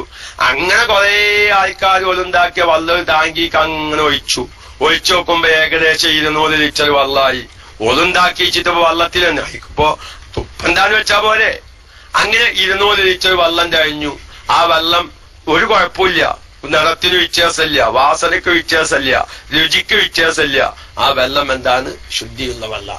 അപ്പൊ മുതനജ്ജിസായ വെള്ളം ഒരുമിച്ച് കൂട്ടി, ഒരിക്കൽ പറളിൽ ഉപയോഗിച്ച വെള്ളം ഇങ്ങനെ ഒരുമിച്ച് കൂട്ടി, അല്ലെങ്കിൽ പകർച്ചയായ വെള്ളമാണ്, വെള്ളത്തിന്റെ വാസനക്ക് എന്തോ ഒരു വ്യത്യാസം വന്ന വെള്ളം.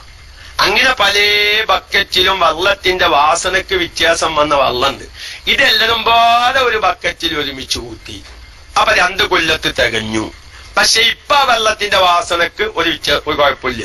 കുറേശ്ശെ ആയപ്പോൾ ഒരു അല്പം വാസനയുള്ള വെള്ളം എന്താക്കി ഇവിടെ ഒരു പാത്രത്തിലേക്ക് ഒരുമിച്ച് കൂട്ടി. ഇപ്പൊ ആ വെള്ളത്തിന്റെ വാസനക്കോ രുചിക്കോ ഒന്നും വ്യത്യാസമില്ല. വെള്ളം വാസന അമിതമായാൽ ആ വെള്ളം ഫർളിന് ഉപയോഗിക്കപ്പെടാൻ പറ്റൂല. അവരൊരു ചെറിയ മസാല ഞാൻ കയറി പറയാണ്, ഈ വെള്ളവുമായി ബന്ധപ്പെട്ട വിഷയമായതുകൊണ്ട്. ചില സാധാരണക്കാര് മയ്യത്ത് കുളിപ്പിക്കുമ്പോ ചിലപ്പം മരുവോ കൽപ്പൂരം കൊരുന്നതേക്കാൾ അമ്മായിമ്മേന് മരിച്ചിക്കണ്, മരുവനാണ് കൽപ്പൂരം കൊരുന്നത്. അതാണ്ട് അങ്ങനെ പറയാൻ കാരണം സ്വന്തം മക്കൾ കൽപ്പൂരം വാങ്ങുകയാണെങ്കിൽ പിന്നെ അതിനാ മാത്രമൊന്നും വാങ്ങൂല. അമ്മായിമ്മ മരിച്ചിട്ട് മരുവൻ കൽപ്പൂരം വാങ്ങുമ്പോ നാട്ടാചാരം എന്ന നിലക്കൊന്ന് അത്യാവശ്യം വാങ്ങി കൂട്ടിയിട്ടുണ്ടാവും. ചിലപ്പം ഒരു പാക്കറ്റ് ആവശ്യം ഉണ്ടാവുള്ളൂ. ഞാൻ അമ്മായിമ്മ മരിച്ചതല്ലേ മരുവൻ മോശാക്കിന്ന് തോന്നെന്താച്ചിട്ട് ഓരോ 4-5 പാക്ക് കൽപ്പൂരൊക്കെ വാങ്ങിയിട്ടുണ്ടാവും. ഞാൻ പല സ്ഥലത്തുനിന്നും അത് അനുഭവമാണ് എന്റെ. ചിലപ്പോ മയ്യത്തും തുണി കഫൻ തുണി ശരിയാക്കുമ്പോ ഓരോ തുണിയുടെ മുകളിലും കൽപ്പൂരം വെതറണം. അപ്പൊ നമ്മൾ കൽപ്പൂരം കൊന്നിട്ടില്ല എന്ന് ചോദിച്ചുമ്പോ അത് കുളിപ്പിക്കുന്നവർക്ക് കൊണ്ടുപോയിന്നാല് പുറത്തുള്ളവര് കുളിപ്പിക്കുന്ന റൂമിലുള്ള ആൾക്കാരോട് ചോദിച്ചാൽ അതൊക്കെ വെള്ളത്തിലെത്തുസ്താദേന്നാല്. എന്നിട്ട് വെള്ളത്തിന്റെ രുചിക്ക് തന്നെ വ്യത്യാസം വരുന്ന രൂപത്തില് അമിതമായി കൽപ്പൂരം വിറ്റ് മയ്യത്തിന് നിർബന്ധമായ കുലിക്കുപയോഗിക്കുന്ന വെള്ളം, അങ്ങനെ കൽപ്പൂരം കൊണ്ട് പകർച്ചയായാൽ ആ മയ്യത്തിന്റെ നിർബന്ധമായ കുലിക്കുപയോഗിച്ച വെള്ളമാണ് അതെങ്കിൽ ആ കുലിയുടെ ഫറല് അവിടെ വീടുകയില്ല എന്ന് പ്രത്യേകം സാധാരണക്കാര് മയ്യത്ത് കുലിപ്പിക്കുന്ന സാധാരണക്കാർ ആരെങ്കിലും എന്റെ ക്ലാസ് കേൾക്കുന്നുണ്ടെങ്കിൽ ശ്രദ്ധിക്കണം. പല സ്ഥലങ്ങളിലും ചെല്ലുമ്പോൾ ചിലപ്പോ ഞാൻ ഒരു സ്ഥലത്ത് നിന്ന് തന്നെ അതൊക്കെ വെള്ളത്തിൽ തുസ്താദേനാണ്. ഞാൻ നിങ്ങൾ അതിനൊരു ക്ലാസ് വെള്ളം കണ്ട് കൊണ്ടുവരുന്നതാണ്. അങ്ങനെ തന്നെ ആണ്. നിങ്ങള് ഇപ്പൊ ബാക്കിയുള്ള കൽപ്പൂരം ഫുള്ള് വെള്ളത്തിലിട്ടോന്ന് ചോദിച്ചാൽ ആണാണ്. അതിനൊരു ഗ്ലാസ് വെള്ളം ഇരിക്കുന്നതാണ്. ഞാൻ വെള്ളം എടുത്ത് നോക്കുമ്പോ പച്ച വെള്ളം എന്ന് അതിന് പറയാൻ പറ്റൂല. 1-ാം നമ്പർ കൽപ്പൂര വെള്ളം ഇരിക്കുന്നു. കാരണം ഈ ബാക്കിയുള്ള കൽപ്പൂരം ഒന്നോയിച്ച്, കാരണം കൽപ്പൂരം മയ്യത്തിന് കൽപ്പൂരം നല്ലതാണ് എന്ന് വിചാരിച്ചിട്ട് വെള്ളത്തിൽ അമിതമായി കൽപ്പൂരം. ഞാൻ പറഞ്ഞു നിങ്ങൾ തൽക്കാലം ഈ വെള്ളം കൊണ്ട് മാത്രം ആ മയ്യത്തിന്റെ നിർബന്ധമായ കുലിക്ക് ഉപയോഗിക്കണ്ട. ഇതവന്ന് ഇതിന്റെ സ്റ്റേജ് വിട്ടിക്കുന്നതാണ്. ഒന്നിരിക്കെ നിങ്ങൾ വെള്ളം മാറ്റുക. അതല്ലെങ്കിൽ ഇതിലൂടെ കുറച്ചും പാടെ വെള്ളം ഒഴിച്ച് ഈ വെള്ളം കൽപ്പൂരം കൊണ്ട് വെള്ളം പകർച്ചയായി എന്ന അവസ്ഥ മാറ്റിയെടുക്കുക. അതൊക്കെ നമ്മള് വളരെയധികം ശ്രദ്ധിക്കേണ്ട. സാധാരണക്കാര് ചില അന്ധവിശ്വാസം കാരണം പലതും ഈ മരിച്ച സ്ഥലങ്ങളിൽ ഇത്തരം കാര്യങ്ങൾ ചെയ്യാറുണ്ട്. സാന്ദർഭികമായി ഒന്ന് ഉണർത്തിയതാണ്. അപ്പൊ ഏതായാലും ആവട്ടെ, വെള്ളം മുസ്തഅമലാവണമെങ്കിൽ 2 കൊല്ലത്ത് തികയാതിരിക്കണം. 1. ഇനി അതിൽ ആർക്കെങ്കിലും എന്തെങ്കിലും ഇഷ്കാലുണ്ടെങ്കിൽ അത് തീർക്കണമെന്ന് സാന്ദർഭികമായി ഉണർത്തി. ഇനി 2ാമത്തെ ഒരു ഷർത്ത്, അതൊരുപാട് സാധാരണക്കാർ ശ്രദ്ധിക്കേണ്ടതാണ്. അതായത് 2 കൊല്ലത്തു തികയാത്ത വെള്ളത്തില് നമ്മള് ഫറലായ ആവശ്യത്തിന് വേണ്ടി കൈയിടുമ്പോ അവിടെ ഇഅ്തിറാഫിന്റെ നിയ്യത്തില്ലാതിരിക്കണം. ഇഅ്തിറാഫ് ഞാൻ തിരിഞ്ഞില്ല, കോരിയെടുക്കുന്നു എന്ന നിയ്യത്തില്ലാതിരിക്കണം. അത് തിരിയുന്ന അതും കൂടി തിരിച്ച് ഞാൻ തൽക്കാലം ഒന്ന് മൈക്കവിടാം. അതായത് ഒരു ബക്കറ്റ് വെള്ളമുണ്ട്, ആകെ ഒരു ബക്കറ്റ് വെള്ളമുള്ളൂ. ഈ ഒരു ബക്കറ്റ് വെള്ളത്തില് നമ്മൾ ഒന്നിരിക്ക ഒന്നുണ്ടാക്കാൻ തയ്യാർ ചെയ്ത വെള്ളമാണ്, അല്ലെങ്കിൽ നിർബന്ധമായ പോലത്തെ കുലികൾക്ക് തയ്യാർ ചെയ്ത വെള്ളമാണ്. അപ്പൊ പലപ്പോഴും നമ്മൾ കോപ്പ കൊണ്ട് മുക്കി ഒഴിച്ചു കുലിക്കുകയാണ്. കോപ്പ കൊണ്ട് മുക്കി ഒഴിച്ചു കുലിക്കുമ്പോ എന്ത് ചെയ്യും, നമ്മുടെ കയ്യിന്റെ വിരല് ഈ വെള്ളത്തിൽ തട്ടും. അപ്പൊ നമ്മൾ ഈ ചില ആളുകൾ എന്ത് ചെയ്യും, വെള്ളത്തിൽ തട്ടുമോ എന്ന് ഭയം കാരണം നായി തൊട്ട കലം പോലെ കോപ്പ പിടിച്ചിട്ടുണ്ടാവും. എല്ലാം ഇങ്ങനെ മുക്കിയെടുക്കുന്നത് കാണാം. അതിന്റെ ഒന്നും ആവശ്യമില്ല. അങ്ങനൊന്നും ഇടങ്ങളായിട്ട് നമ്മൾ വിശുദ്ധമായ ഇസ്ലാമിനെ പ്രത്യേകിച്ച് ഫിഖിയായ മസാലകളെ തെറ്റുധരിച്ച് ഇതൊക്കെ ഒരു വലിയ വിഷമകരമാണെന്നുള്ള ഒരു ധാരണ നമ്മൾ ഒഴിവാക്കേണ്ടതുണ്ട്. നമ്മൾ 2 കൊല്ലത്തു തികയാത്ത വെള്ളത്തിൽ നമ്മളെ കൈ പോലോത്തത് തട്ടൽ കൊണ്ട് നിർബന്ധമായ കുലിയുടെ സമയത്തും അല്ലെങ്കിൽ ഒലുണ്ടാക്കുന്ന സമയത്തും കൈ തട്ടൽ കൊണ്ട് ആ വെള്ളം മുസ്തഅമലാവണമെങ്കിൽ എന്തു വേണം, നമ്മള് ഇഅ്തിറാഫിന്റെ നിയ്യത്ത്, കോരിയെടുക്കുന്നു എന്ന നിയ്യത്ത് ചെയ്യേണ്ട സമയത്ത് അത് ചെയ്യാതെ കൈ തട്ടിയാലേ വെള്ളം മുസ്തഅമലാവുള്ളൂ. ഒന്നും കൂടി ആ ഒരു മസാല ഞാൻ ആവർത്തിച്ച് പറയാം. കയ്യെടുക്കൽ നീയത്തു ചെയ്യേണ്ട സമയത്ത് ആ നീയത്തു ചെയ്യാതെ കൈ തട്ടിയാലേ അല്ലെങ്കിൽ ശരീരത്തിന്റെ മറ്റേതെങ്കിലും ഭാഗങ്ങൾ തട്ടിയാലേ ഈ വെള്ളം മുസ്തഅമലാവുള്ളൂ. അപ്പൊ നീയത്ത് ചെയ്യേണ്ട സ്ഥലപ്പല വുളൂഇന്റെ അവിടെയാണെങ്കിൽ നിർബന്ധമായി ഒരു പ്രാവശ്യം മുഖം കഴുകിയതിനു ശേഷം, അതപ്പോ ഓൻ ആദ്യമേ 3 പ്രാവശ്യം കഴുകാൻ ഉദ്ദേശിക്കുന്നില്ല. സാധാരണക്കാരൊരു മസ്അല എന്ന നിലക്ക് ചിലപ്പം തിരിയാൻ വിഷമുണ്ടാകും. നിങ്ങൾ ഒരിക്കലും മനസ്സിലാക്കണം, നമുക്കത് ആവശ്യമാവും. പ്രത്യേകിച്ച് വെള്ളം പിടിച്ചു വെച്ച് ഒളു ചെയ്യുന്നവർ കുളിക്കുന്നവർക്ക് ഇത് ആവശ്യമാവും. അപ്പൊ നമ്മൾ ഒളുണ്ടാക്കുമ്പോ ആദ്യമേ ഒരാൾ 3 പ്രാവശ്യം കഴുകാനുള്ള തീരുമാനം അല്ല ചോദിച്ചോ. ഒളുണ്ടാക്കുമ്പോ 3 പ്രാവശ്യം കഴുകാനുള്ള തീരുമാനം. അപ്പൊ അവനെ സംബന്ധിച്ച് ഇഅ്തിറാഫിന്റെ നിയ്യത്ത് എപ്പോലെ ആവശ്യമുള്ളൂ? 3 പ്രാവശ്യം മുഖം കഴുകി ഇനി കൈ കഴുകേണ്ട സമയമായാൽ 2 കൊല്ലത്തു തികയാത്ത വെള്ളത്തിലേക്ക് കൈയിടണമെങ്കിൽ കോരിയെടുക്കുന്നു എന്ന നിയ്യത്തില്ലാതെ കൈ തട്ടിയാലേ ആ ബക്കറ്റിലെ വെള്ളം മുസ്തഅമലാവുകയുള്ളൂ. അതല്ലാതെ എപ്പോഴെങ്കിലൊക്കെ കൈ തട്ടിച്ചിട്ടൊന്നും മുസ്തഅമലാവൂല. നല്ല ശ്രദ്ധിക്കണം, അവിടെ മസ്അലയിൽ ഒരുപാട് വ്യത്യാസമുണ്ട്. 3 പ്രാവശ്യം മുഖം കഴുകാൻ ഉദ്ദേശിച്ചവനാണെങ്കിൽ 3 പ്രാവശ്യവും മുഖം കഴുകി കഴിഞ്ഞതിനു ശേഷം കൈ കഴുകാൻ അവൻ ബക്കറ്റിലേക്ക് കൈയിട്ടാൽ, കോരിയെടുക്കുന്നു എന്ന നിയ്യത്തില്ലാതെ ബക്കറ്റിലേക്ക് കൈയിട്ടാൽ ആ വെള്ളം മുസ്തഅമലായി. ഇനി ആ വെള്ളം കൊണ്ട് വേറെ അവയവങ്ങളൊന്നും കഴുകാൻ പറ്റൂല.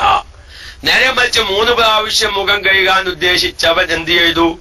3 പ്രാവശ്യം കഴുകി ഈ കൈ കഴുകാൻ വെള്ളം കോരിയെടുക്കുന്നു എന്ന നിയ്യത്തോടുകൂടെ കോപ്പയൊന്നും ഇല്ലാതെ, ശ്രദ്ധിച്ചോളൂ, 3 പ്രാവശ്യം മുഖം കഴുകാൻ ഉദ്ദേശിച്ചവൻ 3 പ്രാവശ്യം മുഖം കഴുകി കൈ കഴുകാനുള്ള വെള്ളം കോരിയെടുക്കുന്നു എന്ന നിയ്യത്തോടുകൂടെ കോപ്പയില്ലാതെ തന്നെ അവൻ കയ്യിട്ട് വെള്ളങ്ങത്ത് മുക്കി.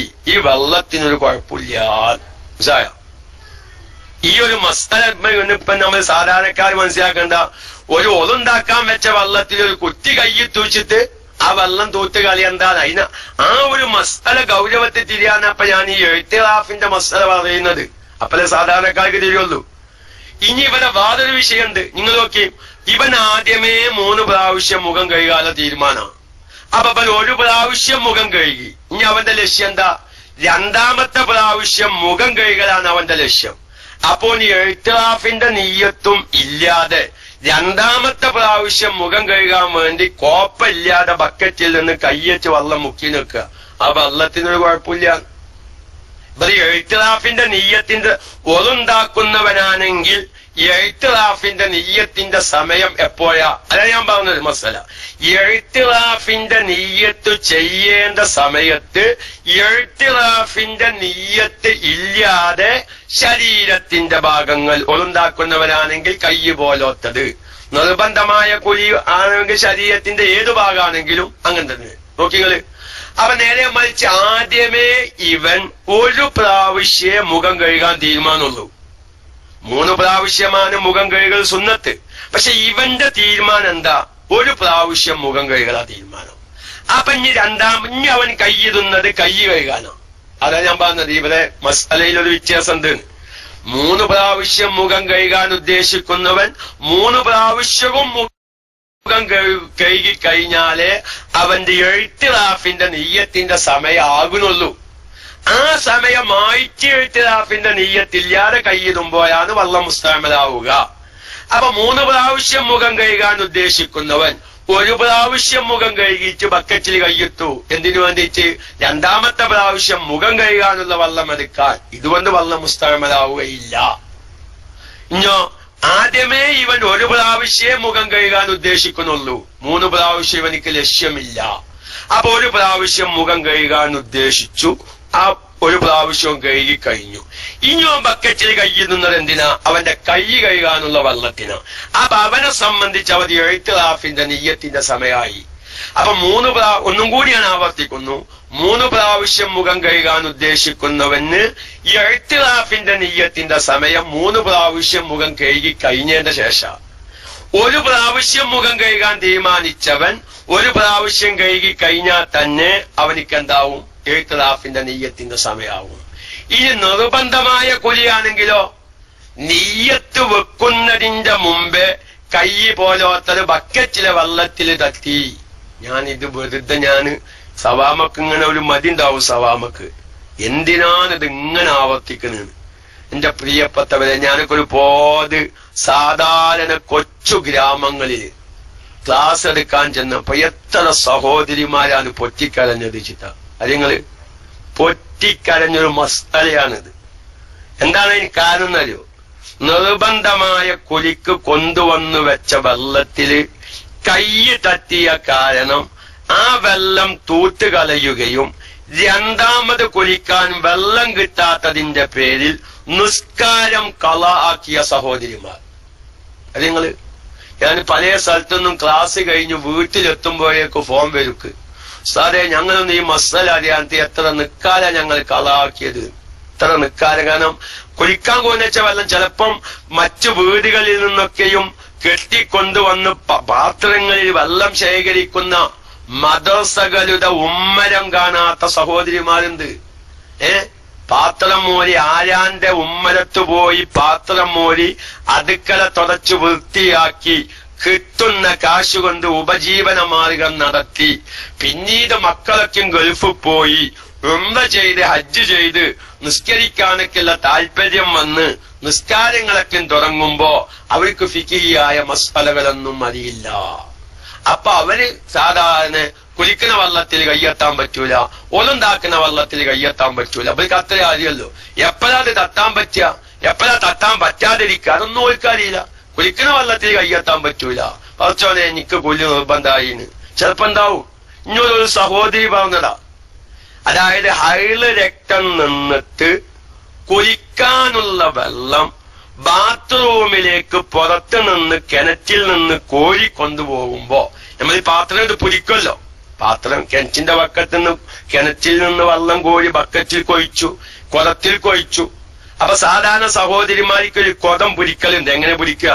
ചെലോലെടുത്തെങ്ങാണ്ട് ഒക്കത്തേക്ക് വെക്കും. ചെലോലെടുത്തിട്ട് ഒക്കത്തേക്ക് വെച്ചിട്ട് കൊണ്ടുവരുന്നുണ്ട്. ചെലോല് കൈ ഉള്ളിലേക്ക് ഇട്ടിങ്ങോട്ട് പുരിക്കും.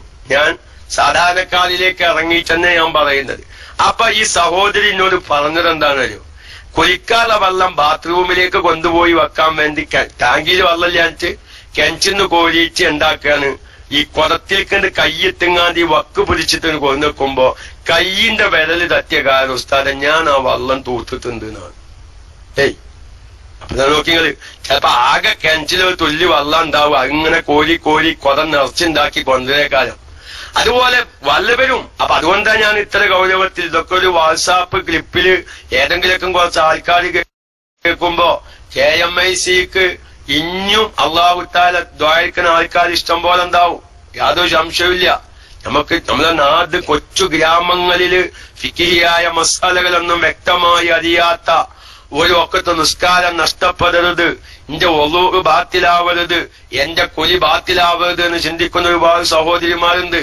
അപ്പൊ അവരോടൊക്കെ ഞാൻ പറയുന്നത്, ഈ നിർബന്ധമായ കുലിയാണെങ്കിൽ ജനാപത്തുകാരൻ നീയത്ത് വെച്ചതിനു ശേഷമാണ് ഇഅ്തിറാഫിന്റെ നീയത്തിന്റെ സമയം. ഞാൻ ഒന്നുകൂടി പറയുന്നു. ഒളുഇന്റത് നമ്മൾ വിശദീകരിച്ചു. കുലിയിൽ അവരെപ്പോഴാണ്? ഒഫിൽ ഗുസ്ലി ബഅദ നിയ്യത്തിൽ ജുനുബീനാണ്. ജനാപത്തുകാരൻ നീയത്ത് വെച്ചതിനു ശേഷമാണ് ഇഅ്തിറാഫിന്റെ നീയത്തിന്റെ സമയം. ആ മസല നിങ്ങൾക്ക് എളുപ്പം തിരിയാൻ, ഒരാള് കുലിക്കാൻ വേണ്ടിക്കുന്ന തയ്യാറായി തോർത്തുമുണ്ട് മാറ്റി മുമ്പിൽ ബക്കറ്റിൽ വെള്ളം ഇരിക്കുന്നു, അതിൽ കോപ്പുണ്ട് നിങ്ങൾ കൂട്ടി കോപ്പുണ്ട്. അങ്ങനെ നമ്മൾ എന്ത് ചെയ്തു? ഒരു കോപ്പ വെള്ളം കൊണ്ട് മുക്കി. നമ്മളപ്പോ നീ കുലിക്കാൻ വേണ്ടി ഇങ്ങനെ തയ്യാറായി നിൽക്കാൻ ഈ ഒരു കോപ്പ വെള്ളം കൊണ്ട് മുക്കി. ആ മുക്കിയ സമയത്ത് നമ്മുടെ കയ്യിന്റെ വിരല് ഈ ബക്കറ്റിൽ തട്ടി. ഒരു കുഴപ്പമില്ല, നമ്മൾ നീയത്ത് വെച്ചിട്ടില്ലല്ലോ. നമ്മൾ ഫസ്റ്റില് തലയിലേക്ക് വെള്ളം ഒഴിക്കാൻ വേണ്ടി കോപ്പയിൽ വെള്ളം കൊണ്ട് മുക്കുകയാണ്. അപ്പോഴാണ് നമ്മളെ കയ്യിന്റെ വിരലിങ്ങോട്ട് തട്ടിയത്. വെള്ളത്തിലാണ് തട്ടി. കോപ്പന്റെ പുതുത്തത്തുമെന്ന് കയ്യിന്റെ വിരലും തട്ടി. ഒരു കുഴപ്പമില്ല, നമ്മൾ നീയത്ത് വെച്ചിട്ടില്ല. വലിയ അശുദ്ധിക്കാരൻ കുറഞ്ഞ വെള്ളത്തില് കയ്യ് തട്ടല് കൊണ്ട് വെള്ളം മുസ്തഅമലാവണമെങ്കിൽ നിയ്യത്ത് വെക്കേണ്ട സമയമാവണം. അപ്പൊ നിയ്യത്ത് വെക്കുന്നതിന്റെ മുമ്പ് കയ്യിന്റെ വിരലിലെത്തി ഇങ്ങനെ ആയി നോക്കുക. അത് ശ്രദ്ധിക്കണം. നമ്മൾ കോപ്പേറ്റ് കൊണ്ട് വെള്ളം മുക്കലും കയ്യിന്റെ വിരല് വെള്ളത്തിൽ തട്ടലോലും നിയ്യത്തോണ്ട് ഒപ്പായി നോക്കുക.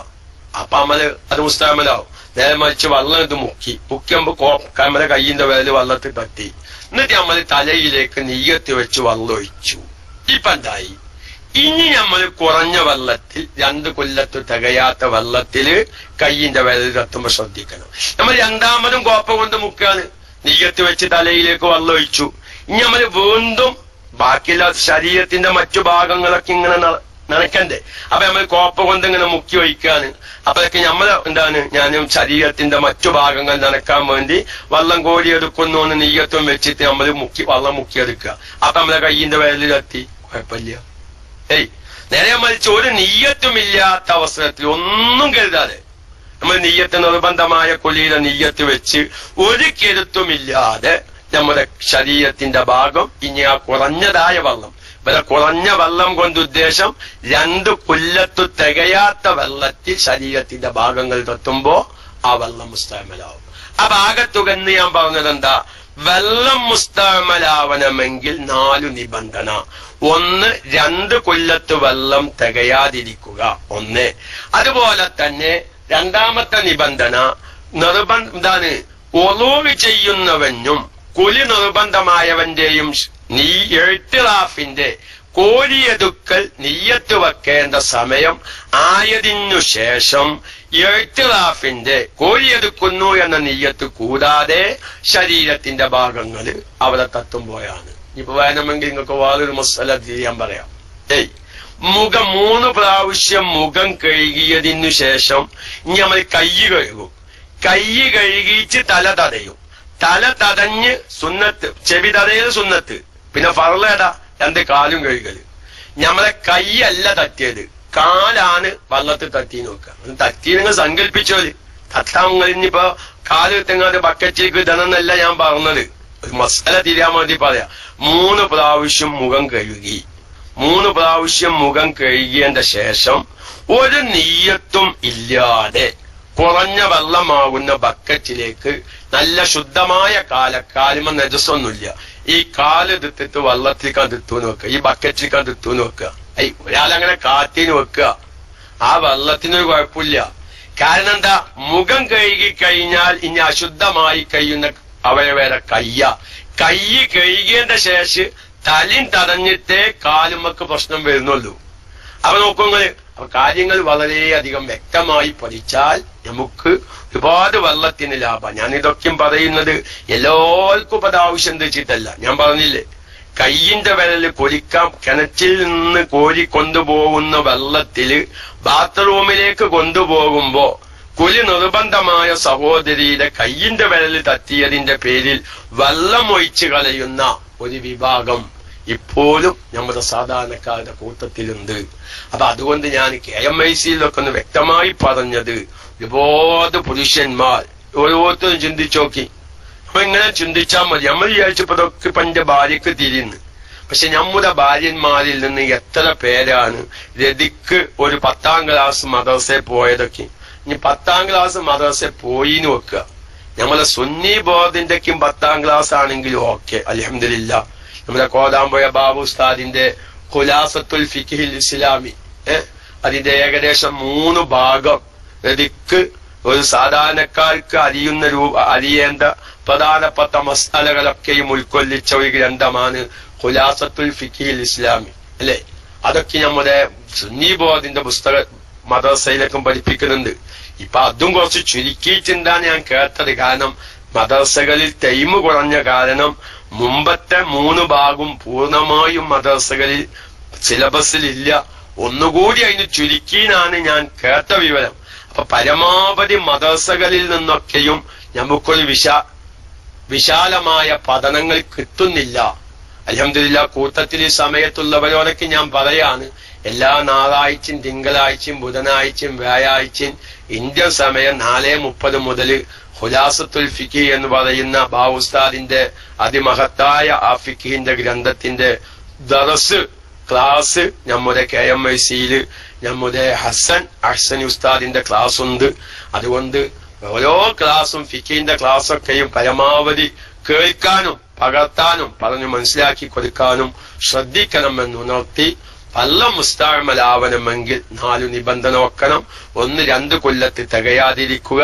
രണ്ടാമത്തേത് ഇഅ്തിറാഫിന്റെ നിയ്യത്ത് വെക്കേണ്ട സമയമായിട്ട് ഇഅ്തിറാഫ് അഥവാ കോരിയെടുക്കുന്നു എന്ന നിയ്യത്തില്ലാതെ വെള്ളത്തിൽ കൈ തട്ടുമ്പോഴാണ് വെള്ളം മുസ്തഅമലാവുക. അവരെ ഇഅ്തിറാഫിന്റെ നിയ്യത്തിന്റെ സമയം വുളൂ ചെയ്യുമ്പോ 3 പ്രാവശ്യം മുഖം കഴുകാൻ ഉദ്ദേശിച്ചവനാണെങ്കിൽ 3 പ്രാവശ്യം മുഖം കഴുകിയതിനു ശേഷം, 1 പ്രാവശ്യം മുഖം കഴുകാൻ തീരുമാനിച്ചവനാണെങ്കിൽ 1 പ്രാവശ്യം കഴുകി കഴിഞ്ഞതിന് ശേഷം, അതുപോലെ തന്നെ നിർബന്ധമായ കുലിയുള്ളവനാണെങ്കിൽ നിയ്യത്ത് വെച്ചതിനു ശേഷം, വലിയ ശുദ്ധി ഉയർത്തലിനെ കരുതി എന്ന് നിയ്യത്ത് വെച്ചതിനു ശേഷം കൈ തട്ടുമ്പോഴാണ് വെള്ളം മുസ്തഅമലാവുക. അതിന് തന്നെ കോരിയെടുക്കുന്നു എന്ന നിയ്യത്തില്ലാതെ.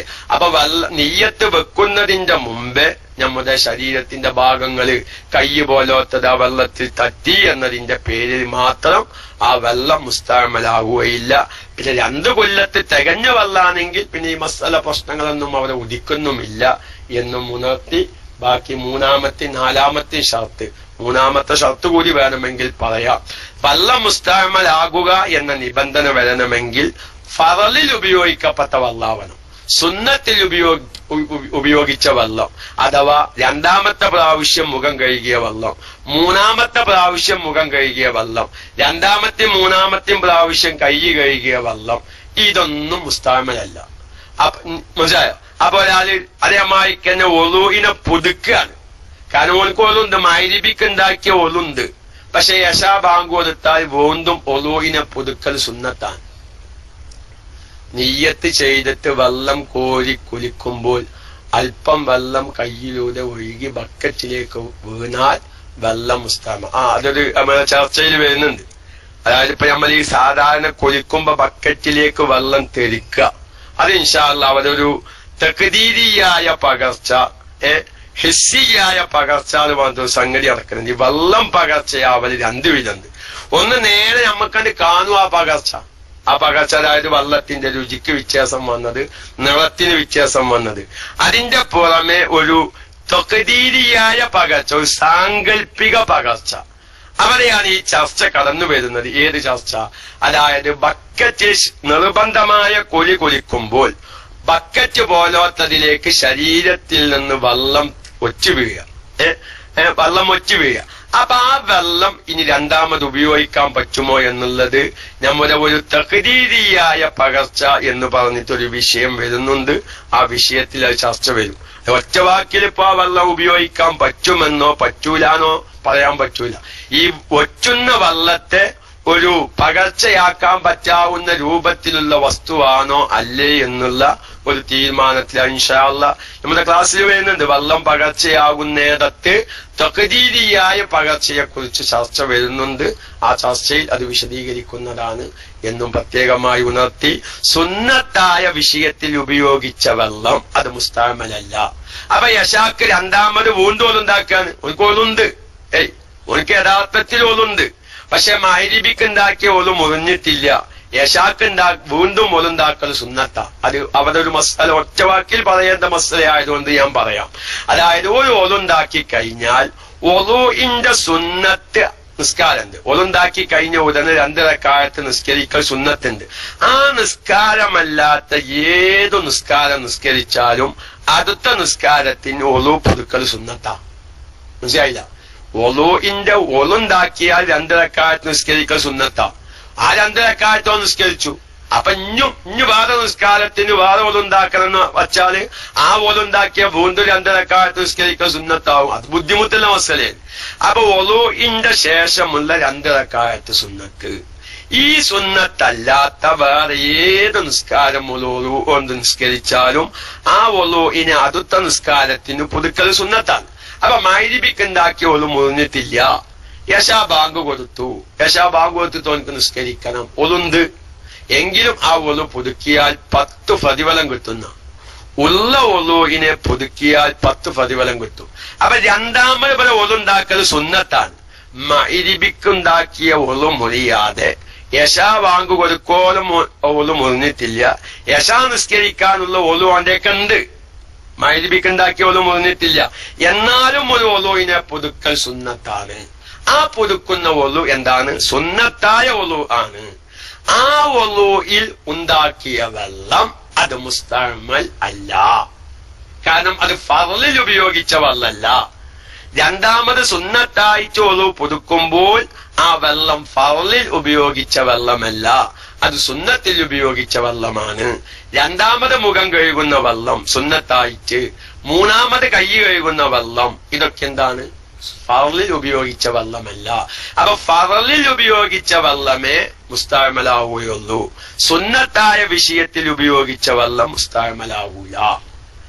ഇനി ഫർളിൽ ഉപയോഗിച്ച വെള്ളം തന്നെ ഒരുമിച്ച് കൂട്ടിയിട്ട് 2 കൊല്ലത്ത് തികഞ്ഞു, രുചിക്കോ വാസനക്കോ ഒന്നും വ്യത്യാസം കുഴപ്പമില്ലെങ്കിൽ ആ വെള്ളവും മുസ്തഅമലാണ്. ഇനി 4ാമത്തൊരു നിബന്ധന കൂടിയുണ്ട്. 12 മണിയായി, സംഗതി കുറെ സമയമൊക്കെ ഒഴിവുണ്ട്. ഇന്നിന്റെ വീട്ടിൽ വെള്ളം വരുന്ന ദിവസമാണ്. മിഞ്ഞാന്ന് വെള്ളം വന്നിട്ട് തികയാത്ത ദിവസം. ഇന്നലെ പിന്നെ വെള്ളം വരൂല. ഇന്ന് വെള്ളം വന്ന ദിവസം. അപ്പൊ കുറച്ച് അലക്കാനൊക്കെ ഉണ്ട്. അത് ഇന്ന് അലക്കിയില്ലെങ്കിൽ പിന്നെ വിയർപ്പുള്ള വസ്ത്രം ധരിച്ചിട്ട് യാത്ര ചെയ്യേണ്ടി വരും. അപ്പൊ അതുകൊണ്ട് തൽക്കാലം ഇന്ന് ഭാര്യ വന്നിട്ട് ഇതാ വള്ളപ്പ കയ്യും തിരുമ്പണമെങ്കിൽ തിരുമ്പിക്കോലാണ് എന്ത് ഇതാക്കുന്നുണ്ട്. അപ്പൊ ഏതായാലും തൽക്കാലം ഞാൻ ക്ലാസ് ഇവിടെ നിർത്തുകയാണ്. ബാക്കി ഇനി എന്തെങ്കിലും സംശയങ്ങൾ പറയാൻ വിട്ടുപോയതോ എന്തെങ്കിലുമൊക്കെ ഉണ്ടെങ്കിൽ അത് PM-ലൂടെ നമ്മുടെ അടിമിനിമാരെ അറിയിക്കുക. അവരെ എന്നെ അറിയിക്കും എന്ന് പ്രത്യേകം അറിയിച്ച് അല്ലാഹു തആല നമ്മളിപ്പോ ചിലപ്പോൾ നമ്മുടെ ജീവിതത്തിൽ പലപ്പോഴും ഇപ്പൊ ആവശ്യമില്ലാത്ത മസാലകളാവട്ടോ, അങ്ങനെയൊക്കെ ഒരുപാട് മസാലകളുണ്ട്. അൽഹംദുലില്ലാ സുമ്മ അൽഹംദുലില്ലാ.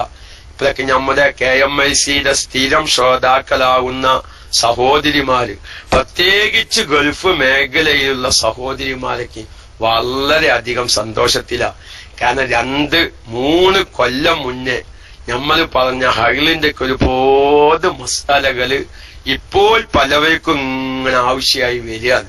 പലവരും ഇങ്ങനെ അറിയിക്കുക, അന്ന് ഉസ്താദ് പറഞ്ഞത് ഇപ്പൊ ഞങ്ങളെ ജീവിതത്തിൽ ആവശ്യമായി, അന്ന് ഞങ്ങൾ പലരും എഴുതി വെച്ചിരുന്നു, ആ എഴുതി വെച്ചത് നോക്കിയിട്ട് ഞങ്ങൾ അമൽ ചെയ്യുന്നു. അല്ലാഹു തആല. അപ്പൊ ഞാൻ പല മസാല അങ്ങനെയാണല്ലോ, പലപ്പോഴും നമുക്ക് അപ്പൽക്കപ്പൽ ജീവിതത്തിൽ ആവശ്യം ഉണ്ടായിക്കോന്നില്ല. പലപ്പോഴും കിണറ് പോലോത്തതൊക്കെ നജസാകുമ്പോ നല്ല ശ്രദ്ധിക്കണം. ഇപ്പൊ ഞാൻ ഇന്ന് ഒന്നേ പറഞ്ഞല്ലോ, കുറഞ്ഞ വെള്ളം നജസായാൽ കിണറ്റില്, ഇനി അധികരിച്ച വെള്ളത്തില് 2 കോല് 3 കോലൊക്കെ വെള്ളമുണ്ട് കിണറ് കിണറ്റില്. ഒരാൾക്ക് വെള്ളമുണ്ട്, എത്ര വറ്റിച്ചാലും വറ്റാത്ത കിണറാണ്. അങ്ങനത്തെക്കും കിണറുകൾ ഉണ്ടാവും. ആ കിണറ്റിലേക്ക് ഒരു പൂച്ച ചാതി എന്ത് ചത്ത്, അല്ലെങ്കിൽ നായ ചാതി ചത്ത്. അപ്പൊ അതെങ്ങനെ വൃത്തിയാക്കേണ്ടത്? അതിന് വേറെ ചർച്ച വരും കേട്ടോ, ഏതെങ്കിലൊക്കെ ക്ലാസ്സിലായിട്ട് വരും. പക്ഷെ ഇവിടെ പലവർക്ക് അബദ്ധം വരുന്നുണ്ട്. അതുകൊണ്ടാണ് ഞാൻ ഇന്നത് പ്രത്യേകിച്ച് ഉണർത്തിയത്. കിണറ്റില് 2 കൊല്ലത്ത് വെള്ളം തയ്യില്ല, എന്തോ നജസായി, ആ വെള്ളങ്ങത്ത് വറ്റിച്ചൊഴിവാക്കും. പക്ഷെ കിണറിന്റെ അടി അവിടെ നജസായി കിടക്കുകയാണ് പലവരും ശ്രദ്ധിക്കാറില്ല. ഇനി അയക്ക് വീണ്ടും പിറ്റേ ദിവസം 2 കുടം വെള്ളം ഏന്തിണ്ടായി. കിണറിന്റെ അടി നജസായത് കൊണ്ട് ഈ 2 കൊല്ലത്ത് തികയാത്ത വെള്ളം ഈ കിണറിന്റെ അടിയിൽ കൊണ്ട് വീണ്ടും അത് നജസാകുകയാണ്. പക്ഷെ അത് നജസായിന് പല സാധാരണക്കാരും ശ്രദ്ധിക്കൂല. അവര് പിന്നെ ആ വെള്ളം കോരിയിട്ട് ഉപയോഗിക്കും. അപ്പൊ അതുകൊണ്ട് അങ്ങനെ കിണറിന്റെ അടിയിൽ 2 കൊല്ലത്ത് വെള്ളം തികയാത്ത വെള്ളം നജസായാൽ ഒന്നിരിക്കൽ അതിലേക്ക് വെള്ളം ഒഴിച്ച് 2 കൊല്ലത്താക്കുക. അല്ലെങ്കിൽ ഉള്ള വെള്ളം കോരാതെ ഏന്തി ഉണ്ടായി 2 കൊല്ലത്ത് ആക്കുക. ഇങ്ങനെ രണ്ടാലൊരു മാർഗമാണ് കിണർ പോലോത്തത് നജസാവുമ്പോ വൃത്തിയാക്കാനുള്ള മാർഗം. ഇനി കൂടുതൽ വെള്ളത്തില് പൂച്ച പോലോത്തത് ചത്ത് രോമം പോലോത്തത് വെള്ളത്തിലേക്ക് ആവുമ്പോ അവരെ സാധാരണക്കാർ ശ്രദ്ധിക്കാത്ത ചില കാര്യങ്ങളുണ്ട്. അത് വരും ക്ലാസ്സുകളിലേക്കും ചർച്ചയ്ക്ക് വരും. നിങ്ങൾക്ക് ആവശ്യമുള്ളതാണോ ഞാൻ പറഞ്ഞത്, ആവശ്യമില്ലാത്ത പറഞ്ഞ് സമയം പോയോ അതൊന്നും എനിക്കറിയില്ല. ഒരു വിഷയം ചർച്ചയ്ക്ക് വിധേയമായപ്പോ അതിന്റെ കുറെ ഭാഗങ്ങൾ ഞാൻ ഉൾക്കൊള്ളിച്ചു എന്ന് മാത്രം. അല്ലാഹു തആല ഇതുവരെ പറഞ്ഞതും കേട്ടതും സാലിഹായ അമലായി സ്വീകരിക്കുമാറാവട്ടെ. ഇതുവരെ ആരൊക്കെയത് സഹിച്ചത്, ഈ ചങ്ങായി ഒന്നും മൈക്ക വിട്ട് കിട്ടിയിട്ടുണ്ടെങ്കിൽ ഈ അലാഖിന്റെ ശബ്ദത്തിനൊന്ന് രക്ഷപ്പെട്ടീന്, ചെവി ഈസിയായിനൊക്കെ കരുതുന്നവരുണ്ടാവും. എന്തായാലും വേണ്ടിയില്ല, അല്ലാഹു തആല ബറക്കത്ത് നൽകുമാറാവട്ടെ എന്ന് ദുആ ചെയ്ത് നമ്മളെ വേനൽക്കാലത്ത് ശ്രദ്ധിക്കേണ്ടത് പല വീട്ടിലും സംഭവിക്കുന്ന ഒരു കാര്യത്തോ. അതൊന്നും ഇപ്പോ എന്താ ഞാൻ പറയാൻ കാരണം, തുടക്കത്തിലില്ലാത്ത പലരും ഇപ്പൊ കേരി വന്നിട്ടുണ്ട്. നമ്മൾ ഈ വള്ളം പൊരിച്ച് തിണ്ടത്തിന്റെ അരൂലൊക്കെയും ഈ നമ്മൾ ഈ വള്ളം പൊരിച്ചു വെക്കുമ്പോ ഇഴജന്തുക്കൾ തണുപ്പിനു വേണ്ടി വന്ന് കിടക്കും. അത് സ്ത്രീകൾ ശ്രദ്ധിക്കൂല. കൊടം എടുക്കുമ്പോഴാണ് പാമ്പിനെ കാണുക, ചേരനെ കാണുക. അതൊക്കെ പോലത്തെ കാര്യങ്ങൾ നമ്മുടെ വീട്ടിലെ സഹോദരിമാർക്ക് പ്രത്യേകം പറഞ്ഞ് മനസ്സിലാക്കി കൊടുക്കണമെന്ന് ഉണർത്തി പറഞ്ഞ മസാലയിൽ വല്ല അബദ്ധങ്ങളും സംഭവിച്ചിട്ടുണ്ടെങ്കിൽ ക്ലാസ് റൂമിലുള്ള ഉസ്താദന്മാർ പ്രത്യേകം ഓർമ്മപ്പെടുത്തണമെന്നും ഉണർത്തി തൽക്കാലം ദുആ വസിയത്തോടെ ഇനി സംശയങ്ങളൊക്കെ ആർക്ക് എന്തെങ്കിലും PM-ലൂടെ അറിയിക്കാം, അല്ലെങ്കിൽ നമ്മുടെ അടിമിനിമാരെ അറിയിക്കാം എന്നും ഉണർത്തി ഇൻഷാ അള്ളാ എല്ലാവരോടും നമ്മുടെ ഏകദേശം നമ്മുടെ ക്ലാസ് റൂമിൽ വലിയ വെറൈറ്റി ഉള്ള ഒരു വിഷയമായിരുന്നു അല്ലേ, വാട്സാപ്പ് ചോദ്യോത്തരം. അത് ഇൻഷാ അള്ളാ ഇന്ന് രാത്രി ഞാനും നമ്മുടെ പ്രിയപ്പെട്ട അബു അമീനും കൂടി അത് തെർത്തീബാക്കാൻ തീരുമാനിച്ചിട്ടുണ്ട്. ഇന്ന് രാത്രി ഉണ്ടാവുന്നല്ല, ഇന്ന് രാത്രി അത് തെർത്തീബാക്കി. കുറെ പഴയ ചോദ്യങ്ങളുണ്ട്, അതുകൊണ്ട് പുതിയ ചോദ്യങ്ങളൊക്കെയും സംശയങ്ങളുള്ളവര് പ്രത്യേകം അറിയിക്കുക. അല്ലാതെ എന്താ ഉസ്താദെ ഉമ്മന്റെ ശർത്തവും പാലും ഒന്ന് വിശദീകരിക്കാമോ എന്ന് ചോദിച്ചപ്പോ തൽക്കാലം അതിന് മറുപടി ഉണ്ടാവൂലട്ടോ. ചില ആൾക്കാരിങ്ങളിൽ ഞാനൊരു ചോദ്യം ചോദിച്ചു, അതിന് ഉത്തരം കിട്ടിയില്ല, ഞാനൊരു ചോദ്യം ചോദിച്ചു, എങ്ങനെ ഉത്തരം കൊടുക്കുക?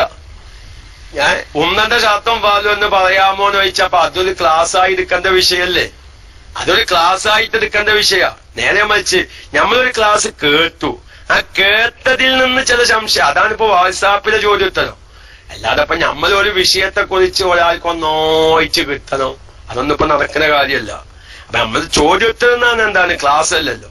നമ്മളൊരു വിഷയത്തിൽ യാദർശികമായി ഉണ്ടാവുന്ന ചില ചോദ്യങ്ങളുണ്ട്, അങ്ങനത്തതായിരിക്കണല്ല. അതപ്പോ ഉമ്മന്റെ ശർത്തവും പറഞ്ഞ് ഞാൻ ഉമ്മക്ക് പോവാൻ ഉദ്ദേശിക്കുന്ന ഉസ്താദെ ഉമ്മന്റെ ശർത്തവും പാവലും പറഞ്ഞു തരുമെന്ന് വെച്ചാൽ 1 മണിക്കൂർ നേരെ ഇരുന്ന് വിശദീകരിക്കേണ്ടി വരും. പ്രത്യേകിച്ച് സാധാരണക്കാർക്ക് 3 മണിക്കൂറൊക്കെ പറയേണ്ടി വരും, അത് നടക്കൂല. പിന്നെ ഞാൻ രാവിലെ പറഞ്ഞ കാര്യം ഒന്നും കൂടി ഉണർത്തുകയാണ്. പുതിയ സോഫ്റ്റ്വെയർ ഇറങ്ങിയിട്ടുണ്ട്, കായില്ലാതെ വിളിക്കത്തരെ 3 മിനിറ്റ് ഇങ്ങനെ കട്ടാക്കി വിളിച്ചാൽ മതി. നിക്കാരും ആ ഫോണിൽ നിന്ന് വിളിക്കരുത്. നിങ്ങൾക്ക് എന്ത് ലാഭം കിട്ടിയാലും വേണ്ടി, കിട്ടിയില്ലെങ്കിലും മതി. എന്തെങ്കിലുമൊക്കെ ഒറ്റ വാക്കില് സ്ഥലം ഞാൻ ഉമ്മക്കോ ആണ് ദ്വാരിക്കണത്തോ, അല്ലെങ്കിൽ ഞാന് എന്താണ് ഇങ്ങനെ മദീനത്തേക്കോ ആണ് ഉസ്താദെ ദ്വാരിക്കണത്തോ, അല്ലെങ്കിൽ എന്റെ ഉമ്മ മരിച്ച കൊല്ലം താഴ്ചയിലാണ് ഉസ്താദ് ദ്വാരിക്കണത്തോ, അതിനൊക്കെ വിളിച്ച. അതിനിപ്പോലെ നേരെ മറിച്ച് പക്ഷെ ഇപ്പം 3 മിനിറ്റ് സംസാരിക്കുമ്പോഴേക്ക് അത് കത്തായി. പിന്നെ ഇപ്പൊ അതിന് വിളിക്കുക, പിന്നെ സംസാരിക്കുക. പനി എല്ലാവർക്കും ഒരുപോലെ പനിയുണ്ട് എന്ന കാര്യം പ്രത്യേക ഉണർത്തി. ആ ഒരു ശ്രദ്ധം വല്ലാതെ വ്യാപകമാവാൻ തുടങ്ങിയിട്ടുണ്ട്. അതുകൊണ്ട് പറഞ്ഞതാണ്, ആരും വെറുപ്പും വിചാരിക്കാനല്ല. അള്ളാഹു തആല അശ്റഫത്തേരി എന്തോ സ്ഥലം കച്ചവടം കൊണ്ട് നടക്കും, അങ്ങനെ നടക്ക്. ആ പാവപ്പോ സ്ഥല കച്ചവടത്തിന്റെ എന്തോ ഒരു വിഷയം. അതിപ്പോ നമ്മൾ രാവിലെ അടക്കം പറയാൻ നിന്ന അശ്റഫത്തേരി എന്താണ് ഒന്ന് എനിക്ക് ഫോൺ ചെയ്യുക, എന്താണ് ആ വിഷയം എനിക്കിപ്പോഴും മനസ്സിലായിട്ടില്ല. അപ്പൊ വാനമെങ്കിൽ നമുക്ക് ഉച്ചന്റെ ശേഷം നമുക്ക് പ്രത്യേക ക്ലാസ് ഇല്ലാത്ത നേരത്ത് വേണമെങ്കിൽ നമുക്ക് പറയാം. അല്ലാഹു തആല ദീർഘായുസ്സും നൽകുമാറാവട്ടെ. നല്ല ആരോഗ്യം ഉണ്ടാവാൻ എല്ലാവരും ദ്വാരിക്കണം. ഭയമായിക്കല്ല, നമ്മൾ ഓരോ ദിവസം ചൊല്ലുമ്പോഴും നമ്മുടെ ആരോഗ്യം കുറഞ്ഞു വരികയാണല്ലോ. അല്ലാഹു തആല ദീർഘകാലം ദീനിന് ഉപകരിക്കുന്ന മസ്തലകളും സാധാരണക്കാർക്ക് ഉപകരിക്കുന്നത് പറയാനും അള്ളാഹു ദീർഘായുസ്സും ആഫിയത്തും നൽകട്ടെ. ഇതൊക്കെയും പറയാനുള്ള സൗകര്യങ്ങൾ ചെയ്തു തരുന്ന ഒരുപാട് മുഅ്മിനീങ്ങളുണ്ട്. അള്ളാഹു തആല അവരുടെ കുടുംബത്തിലും ബിസിനസ്സുകളിലൊക്കെയും ബറക്കത്ത് നൽകുമാറാവട്ടെ. ഈ ക്ലാസ് റൂം ഒരുപാട് ജനങ്ങളിലേക്ക് എത്തിക്കാൻ വേണ്ടി സാമ്പത്തികമായി, ശാരീരികമായി, മാനസികമായ സഹായ സഹകരണങ്ങൾ ചെയ്യുന്നവർ എല്ലാവർക്കും അള്ളാഹു ദീർഘായുസ്സും ആഫിയത്തും നൽകി നമ്മളിൽ നിന്ന് മരിച്ചുപോയവരുടെ ഖബർ ജീവിതം നമ്മളുടെ പ്രവർത്തനം കാരണം അവരുടെ ഖബറിലേക്ക് മിസ്ലു സവാബ് കിട്ടി സന്തോഷമുള്ള ഖബറുകളാക്കി തീർക്കുമാറാവട്ടെ. നമ്മുടെ കുടുംബത്തിൽ പലവരും പല രോഗികളും, നമ്മുടെ ഉവൈസ് എലമ്പല എന്ന ഐഡിയയിലുള്ള പ്രിയപ്പെട്ട ഫാമിലിയുടെ ഉപ്പ വളരെയധികം വിഷമത്തിലാണ്. അള്ളാഹു പൂർണ്ണമായും ശിഫ നൽകുമാറാവട്ടെ. രാവിലെ ഞാൻ പറഞ്ഞില്ല, നൗഷാദ് അലി കൈപ്പുറത്തിന്റെ ഭാര്യയുടെ അമ്മാമന്റെ മരുമകൻ ഒരു ചെറുപ്പക്കാരൻ 2 കാലും മുറിഞ്ഞു പോയി ആക്സിഡന്റില്. അതേതോ പള്ളിത്തൊടുവിലാണ് ആ 2 കാലും കിടക്കുന്നത്. അള്ളാഹുവെ, ആ ചെറുപ്പക്കാരൻ ഏതോ ഹോസ്പിറ്റലിലാണ് ഉള്ളത്. എന്തായിരിക്കും ആ അവസ്ഥ? ആ ചെറുപ്പക്കാരന്റെ ഭാര്യ 2 മാസം ഗർഭിണിയാണ്. എല്ലാത്തൊരു വിഷമകരമായ രംഗം. അള്ളാഹുവേ, ഞങ്ങൾ ചെല്ലുന്ന ദിവസേന ഞങ്ങൾ നാരിയത്ത് സ്വലാത്ത് ചെല്ലുന്നു, ബുറുദ ചെല്ലുന്നു, ഹദ്ദാദ് ചെല്ലുന്നു. മാഷാ അല്ലാഹ്, മരണപ്പെട്ടു. അദ്ദേഹം ഇപ്പൊ രാവിലെ നമ്മൾ ദുആയിരുന്നു ഹൈറുണ്ടാണെങ്കിൽ വിരിക്കട്ടെ. അദ്ദേഹം മരണപ്പെട്ടു എന്ന് അറിയിക്കുന്നു. അതാണ് ഹൈർ, അതായിരിക്കും. 2 കാലും മുറിഞ്ഞ് അദ്ദേഹം ഖബറിലേക്ക് എത്തുന്നതിന് മുമ്പ് അദ്ദേഹത്തിന്റെ കാലം മറവ് ചെയ്യപ്പെട്ടിട്ടുണ്ട്. എന്തായിരുന്നാലും ക്ഷമിക്കാനുള്ള കഴിവ് ആ കുടുംബത്തിന് അല്ലാഹ് നൽകട്ടെ. അല്ലെ, 25 or 26 വയസ്സായിട്ടുള്ളൂ. അങ്ങനത്തെ ഒരു ചെറുപ്പക്കാരൻ തന്റെ ഭാര്യയ്ക്ക് 2 മാസം ഗർഭിണിയായിരിക്കും മരിക്കുമ്പോഴുള്ള ആ കുടുംബത്തിന്റെ രംഗമൊക്കൊന്ന് ആലോചിച്ചാൽ നമുക്ക് കൂടുതലൊന്നും ചിന്തിക്കാനില്ല. അള്ളാഹു ആ ചെറുപ്പക്കാരന്റെ എല്ലാ ദോഷവും പുറത്തു കൊടുക്കട്ടെ. അദ്ദേഹത്തിന്റെ ഭാര്യയ്ക്ക് ക്ഷമിക്കാനും മറക്കാനുമുള്ള കഴിവ് നൽകുമാറാവട്ടെ. അദ്ദേഹത്തിന്റെ ഭാര്യയ്ക്ക് അതിനേക്കാൾ ഖൈറായ ഒന്നിന് അള്ളാഹു പ്രദാനം ചെയ്യട്ടെ.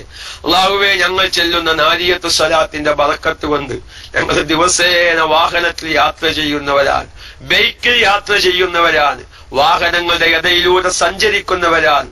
റബ്ബേ, അങ്ങനത്തെ അപകടങ്ങളൊന്നും ഞങ്ങൾക്കാർക്കും വരുത്തരുത് അല്ലാ. വാഹനത്തിന്റെ ഉള്ളിൽ നിന്ന് വലിച്ചെടുക്കേണ്ട മയ്യത്തുകളാക്കരുത് അല്ലാ. ചതഞ്ഞരഞ്ഞ മയ്യത്തുകളാക്കരുത് അല്ലാ. രക്തം ചിന്തി മരിക്കുന്ന സാഹചര്യങ്ങളെ തൊട്ട് കാക്കനെ റഹ്മാനെ. അള്ളാഹുവെ, ഇന്നത്തെ സിറാജ് ദിന പത്രത്തിൽ നിന്ന് തൃശൂർ, പാലക്കാട് ജില്ലാ അതിർത്തികളിലേക്കും ഭൂചലനം അനുഭവപ്പെട്ടത്. അല്ലാഹു തആല ഭൂകമ്പം, ഭൂചലനം പോലത്തെ അപകടങ്ങളെ തൊട്ട് കാത്തു രക്ഷിക്കുമാറാവട്ടെ. നല്ല ശക്തമായ ചൂടിന്റെ അവസ്ഥയിൽ അല്ലാഹുവെ, ഞങ്ങൾക്ക് അനുഗ്രഹമായ മഴ നൽകണേ അല്ലാ. ഞങ്ങൾക്ക് അനുഗ്രഹമായ മഴ നൽകണേ അല്ലാ. ഞങ്ങളുടെ വെള്ളത്തിന്റെ ക്ഷാമം നീ പരിഹരിച്ചു തരണേ അല്ലാ. ചങ്കിൽ വെള്ളമൊഴിക്കാൻ പറ്റാത്ത അവസ്ഥയിലേക്ക് വെള്ളത്തിന്റെ ക്ഷാമം അധികരിക്കുകയാൽ റബ്ബേ, നല്ല റഹ്മത്തിന്റെ മഴ നൽകി എല്ലാ ചൂടിൽ നിന്നും ഞങ്ങളെ നീ കാത്തു രക്ഷിക്കണേ അല്ലാ. നമ്മളെ തിങ്കളാഴ്ച അബൂ സാജിദ് ഉസ്താദിന്റെ തഫ്സീറിന്റെ ക്ലാസ് ഉണ്ട് എന്നാണ് എന്റെ ഭാവന. ഉസ്താദ് വന്നതായൊന്നും അറിയാത്തത് കൊണ്ട് അങ്ങനെ സമയം നിർത്തിക്കൊണ്ടുപോയതാണ്. ഏതായിരുന്നാലും പറ്റാവുന്നവർ മൈക്കയിലേക്ക് വരിക. എല്ലാ ചർച്ചയും വരുത്തോ. ഞാൻ ഓരോന്നും ഇങ്ങനെ എഴുതി വെക്കുന്നുണ്ട്. ഞാൻ എന്റെ സാധാരണക്കാർക്ക് ചിലപ്പം പലവരും പല ഇഷ്കാലേറ്റാ വരിക. അപ്പൊ ചിലപ്പോ ഓരോ ഇഷ്കാലിന് മറുപടിക്ക് പറയാനും ക്ലാസ്സിൽ അത് എത്തിയിട്ടുണ്ടാവൂല. ഒരു കുറച്ച് ക്ലാസ്സുകൾ കഴിയുമ്പോ കിട്ടും. നിങ്ങൾക്ക് സംശയം തീരുന്നില്ലെങ്കിൽ നിങ്ങൾ PM നമ്മളെ മുസ്തഫ അലൂനാർക്കെങ്കിലും തോത്താൽ മതി. അപ്പൊ നമ്മൾ ഫസ്റ്റിൽ വേണമെങ്കിൽ ആ ചോദ്യത്തിനകത്ത് ഉത്തരം പറയാം. അള്ളാഹു തആല തൗഫീഖിന് ദൈവാണ്. അത് നമ്മളെ അബൂ സാജിദ് ഉസ്താദ് എത്തിക്കുന്നത്. ഞാൻ ഉസ്താദ് എത്തിയ വിവരം ക്ലാസ് റൂമിൽ കണ്ടില്ല. ഏതായാലും ദുആ വസിയത്തോടെ അസ്സലാമു അലൈക്കും വറഹ്മത്തുള്ളാഹി.